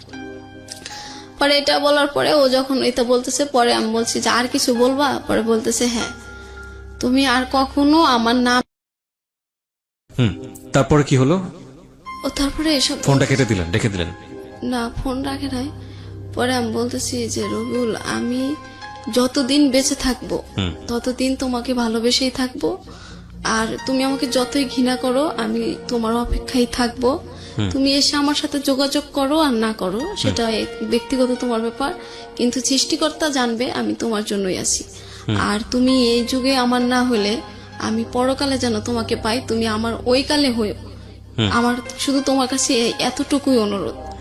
পরেও বলতেছে হায় রে পাগল আমি এই কালেই তোমার হইলাম না, ওই কালে হই কিভাবে? পরে আমি বলতেছি এই কালে তো তুমি আমার হইলা না, আমি ওই কালে সৃষ্টিকর্তার কাছে চেয়ে নেব, তুমি যখন তো আমার হয়ে থাকো। পরে বলতেছে তুই আমাকে এত ভালোবাসোস যে আমার তোকে লাগবই। পরে আমি বলছি হ্যাঁ আমার তোমাকে দরকার। পরে বলতেছে ঠিক আছে সেটা তোমার ব্যাপার, তুমি কিভাবে তোমাকে নিজেকে গুছিয়ে নেবে সেটা তোমার ব্যাপার। পরে বলে কথা বলা বন্ধ করে দেয়। পরে আমি ওকে ব্লক করে দিই। ব্লক করে দেওয়ার কত মাস আগের ঘটনা এটা? এই ঘটনা হচ্ছে 2 মাস আগে। 2 মাস আগে। এরপরে আপনাদের সঙ্গে কথাবার্তা হয়েছে? আবার হ্যাঁ। হয়েছে, আমি জানি হবে। লাস্ট আপডেট কি আমাকে একটু বলেন তো। লাস্ট কথা আমি ওর মানে আমার ওই দিনকে খুব খারাপ লাগে। ও লাস্ট কবে কথা হয়েছে আপনার সঙ্গে? লাস্ট কথা হয়েছে 3 দিন আগে। 3 দিন আগে। ওই সময় লাস্ট কথাটা কি ছিল? এই ধরনের কথাবার্তাই তো হচ্ছে, আপনি ওকে ভালোবাসেন, সে আপনাকে পাত্তা দেয় না। আচ্ছা হ্যাঁ। পরে লাস্ট কথা হচ্ছিল ও ও আমি লাস্ট কথা হয়েছিল যে আমি এখানে আসব, আমি এখানে ফোন করছি। এবং আপনি গল্পটা শোনাতে চান, সে গল্পটা শুনতে চাবে না, বা আপনি বলছেন নাটক করেছেন। আমি আপনাকে কয়টা কোশ্চেন করি, আপনি কোশ্চেনগুলো খুব ঠান্ডা মাথায় উত্তর দেন।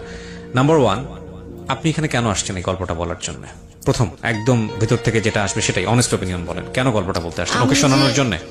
ওকে শোনানোর জন্য নাকি অন্য কোনো উদ্দেশ্য আছে? ওকে তো আমি পৃথিবীর যে জায়গায় যাই যতভাবে বলি তো এটা আমাকে বিশ্বাস। তাহলে গল্পটা কেন বললেন? গল্পটা বললাম যে আমি শুধু বারবার ওকে ভালোবেসে ভুল করে যাচ্ছি, তা এরকম ভুল যাতে আর কেউ না করে। That is the point. আপনি জানেন আপনি ভুল করে যাচ্ছেন, কিন্তু আপনি ওখান থেকে বের হয়ে আসতে পারছেন না, রাইট? আমি আসতে পারি না। রাইট। আমি এবার আপনাকে কয়েকটা কথা বলি, শুধু আপনাকে না, যারা শুনছে তাদের সবাইকে কয়েকটা কথা বলি। প্রিয় শ্রোতা, এই কথাগুলো নতুন না, আমি বহুবার বলেছি। যে মানুষটা ভুল করে, যে মানুষটা অপরাধ করে, সে মানুষটা জানে, কিন্তু কখনো কখনো সিচুয়েশন তাকে বের হয়ে আসতে দেয় না। একটা জিনিস মনে রাখবেন, প্রত্যেকটা জিনিসই খারাপ হোক ভালো হোক, এটা একটা শক্তি।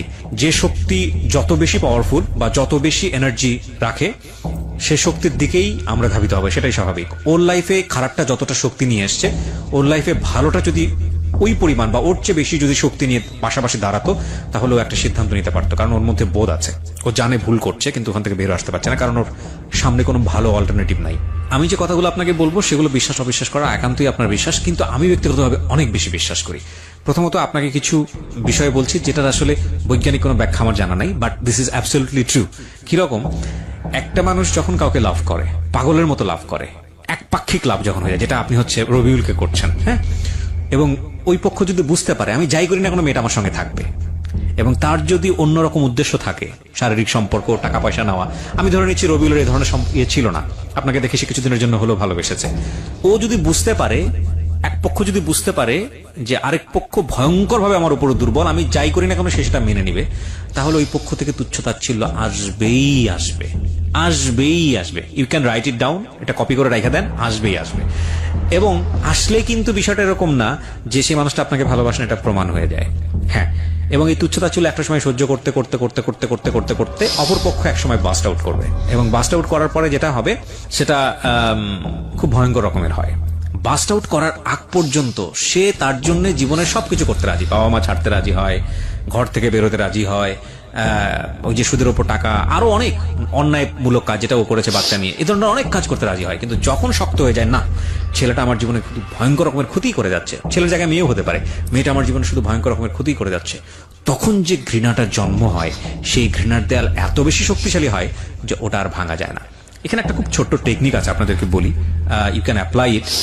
যদি বোঝেন যে অপরপক্ষ আপনার এই ভালোবাসার দুর্বলতার সুযোগ নিচ্ছে, তাকে আপনি জীবনে কোনোদিনও কোনো সিচুয়েশনে পায়ে ধরে হোক, হাতে পায়ে ধরে হোক, জীবনের সর্বোচ্চ সমস্ত কিছু দিয়েও হোক না কেন, রিকোয়েস্ট করে আপনার ভালোবাসায় ফেরাতে পারবেন না। I can write it down, আপনাকে আমি বলতেছি, পারবেন না, পারবেন না, পারবেন না, পারবেন না। যেটা করে আপনি ফেরাতে পারেন সেটা হচ্ছে ও আপনার সাথে যেরকম আচরণ করতেছে আপনিও করেন, ভালোবাসেন কিন্তু আপনিও ওটা করেন। করলে দেখবেন যে ও অটোমেটিক্যালি নিজেকে রিয়েলাইজ করা শুরু করবে। ওর ভিতরে যদি বিন্দুমাত্র টানও থাকে আপনার জন্য, ভালোবাসাও থাকে আপনার জন্য, ও কাম ব্যাক করবে। এবং কেন জানি না, এটা প্রকৃতিরই এক নিয়ম, যখন একটা মানুষ আরেকটা মানুষের কাছ থেকে সরে যায়, তখন ভিক্ষা মেগেই হোক বা নিজের দুর্বলতা দেখিয়েই হোক, ড্রাগ নিয়ে হোক বা যেটাই করে হোক না কেন, আমরা এই জিনিসটা করে তাকে আমাদের কাছে টানার চেষ্টা করি, এবং দ্যাট ইজ দ্য রংয়েস্ট ওয়ে। আমি মনে করি এটা হচ্ছে সবচাইতে ভুলতম পন্থা, এটা করানোই যাবে না। এটা আপনি যত বেশি করবেন, ওর জায়গা থেকে ধরে নেবে হ্যাঁ এরকমই তো হওয়ার কথা ছিল, ওর বিন্দুমাত্র লাভ জমা হবে না আপনার প্রতি, বরং that is the best way. Okay, ওই যে একটা গান আছে না হিন্দিতে, কি যেন একটা, আমি অত ছবি দেখা হয় না, যে ব্রেকআপ হয়ে গেছে, ব্রেকআপের জন্য পার্টি করছে, গান করছে, এখনকার সময়টা হচ্ছে এরকম, অ্যান্ড দ্যাট অ্যাকচুয়ালি ওয়ার্ক। যদি আপনার কাছ থেকে কেউ চলে যেতে চায় তো আপনার মনে হচ্ছে ফাইন, ওকে আপনি লাভ করেন, ঠিক আছে তুমি যাচ্ছ যাও, ওকে ফাইন, আমিও থাকলাম না তোমার সঙ্গে। অ্যান্ড বিলিভ মি, ও যদি আপনাকে ভালোবাসে ও আপনার কাছে ব্যাক করবে, বিকজ আসলে পায়ে ধরে লাভ হয় না। আপনার জন্য এটা হচ্ছে আজকে থেকে শিক্ষা। আপনি যদি এটা প্র্যাকটিস করেন, 6 মাস প্র্যাকটিস করেন, ওর ভিতরে যদি রিয়ালাইজেশন থাকে, আমি জানি না ও শুনছে কিনা রবিউল, ও যদি বাই হার্ট এটা ফিল করে আপনাকে, যেন আপনাকে লাভ করে, তাহলে আপনার কাছে ফিরবে। এবং ফিরলে আপনি সঙ্গে সঙ্গে তাকে রিসিভ করবেন না। লাস্ট 1 বছর যা করছো আপনার সঙ্গে, সম্পর্ক কত দিনের? 2 বছর। 2 বছর, তার মধ্যে 1 বছর এই বিদেশ গেছে কতদিন যাবত? বিদেশ গেছে 1 বছর। 1 বছর। লাস্ট 1 বছর আপনার সাথে যেটা করছে সেটা আপনি সুদে আসলে আগে আদায় করবেন। না আমি একটু শেষ করি। যদি আপনি সেটা করতে পারেন তাহলে দেখবেন যে ও ওর জায়গাটাতে অনেক বেশি সফট হয়ে গেছে, এবং ইট অ্যাকচুয়ালি ওয়ার্কস, এটা কাজ করবে। আর যদি আপনি এটা করতে না পারেন তাহলে সারা জীবনে you will show your softness, and lastly গিয়া যেটা হবে যে ও আপনাকে ইউজ করেই যাবে এবং এটার কোনো এন্ডিং রেজাল্ট আসবে না, ঠিক আছে? আর আজকের এই গল্পের একটা চমৎকার জায়গায় এসে আমি আপনাকে সম্মান করি বলছি কথাটা। আমরা যখন ভুল করি তখন আমরা জানি, কিন্তু ওই ভুলের সামনে কিছু কিছু ইমোশন, কিছু কিছু ভয়ঙ্কর রকমের ফিলিংস এত বেশি বাধা হয়ে দাঁড়ায় যে আলটিমেটলি ভুলটা করছি ওই সেন্সটা মাথায় থাকে না। আপনি যখন বাচ্চাটা কনসিভ করেছেন তখন আপনি জানতেন যে আপনি ভুল করছেন। আপনি যখন ওর সঙ্গে শারীরিকভাবে মেলামেশা করেছেন তখন আপনি জানতেন আপনি ভুল করছেন, এটা একটা অপরাধ। বাচ্চাটা কনসিভ করার পরে বাচ্চাটাকে যখন মেরে ফেললেন পেটের মধ্যে তখনও আপনি জানেন অপরাধ। তারপরও আপনি ওর কাছ থেকে সরে আসতে পারেন নাই, কারণ ওর প্রতি আপনার একটা অন্ধ ফিলিংস আছে। অন্ধ ফিলিংস নিয়ে সারা জীবন রান করা যায় না, অন্ধ ফিলিংস সারা জীবন থাকে না। এবং যারা যখন অন্ধ ফিলিংসে থাকে তখন এটা এই কথাটা বিশ্বাস করে না। যখন জীবন থেকে চলে যায় অন্ধ ফিলিংসটা হঠাৎ করে একদিন কিংবা ধীরে ধীরে ক্ষয়ে যায়, তখন বোঝা আরে জীবনে কত বোকা ছিলাম, ভয়ঙ্কর রকমের বোকা ছিলাম। পৃথিবীতে একটা কাপলও নাই বা হিস্ট্রিতেও নাই প্রেমের সম্পর্ক হয়েছে, একটা পরিণতিতে গিয়েছে বিয়ের পরে, ঠিক আছে ফাইন, এবং যেই ধরনের ভালোবাসা নিয়ে তাদের মধ্যে সম্পর্কটা তৈরি হয়েছে, আকর্ষণ তৈরি হয়েছে, সেই সম্পর্কটা সারাটা জীবন বা সেই আকর্ষণটা সারা জীবন ছিল। এটা মানুষের পক্ষে সম্ভবই না, কোনোভাবেই সম্ভব না। একটা সার্টেন পিরিয়ডের জন্য এই ফিলিংসটা থাকে, এই ফিলিংসটা ধীরে ধীরে ক্ষয় হয়ে যায়, অন্যদিকে ডাইভার্ট হয়ে যায়, বিয়ের পরে সেটা রেসপন্সিবিলিটির দিকে চলে যায়, অন্যদিকে চলে যায়। সো এই ফিলিংসটা সারা জীবন থাকে না। সুতরাং এই ফিলিংসটাকে রেখে, আপনি তো ভুল করেই ফেলেছেন, বাকি যারা আছে শ্রোতা তাদের উদ্দেশ্যে একটা কথাই বলতে চাই, জীবনে এমন কোনো খুঁত নেওয়া উচিত না, জীবনে এমন কোনো ভুল করাটা উচিত না, যেটা আমি বারবার বলেছি, বহুবার বলেছি, আরো বলবো হয়তোবা, যে ভুলটা সারাটা জীবন আপনাকে ক্যারি করে বেড়াতে হয়, যেই দাগটা আপনাকে সারাটা জীবন ক্যারি করে বেড়াতে হয়।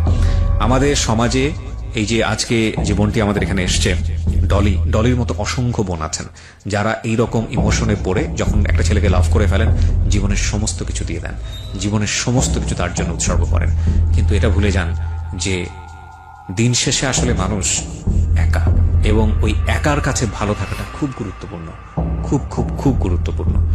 আমি বলবো আপনার বয়স 24 বছর, সামনে অনেক বয়স পড়ে আছে, আপনি নিজের পায়ে দাঁড়িয়েছেন, নিজে পয়সা রোজগার করেন, যে ভুলগুলো করেছেন সেগুলো থেকে বের হয়ে আসতে হবে।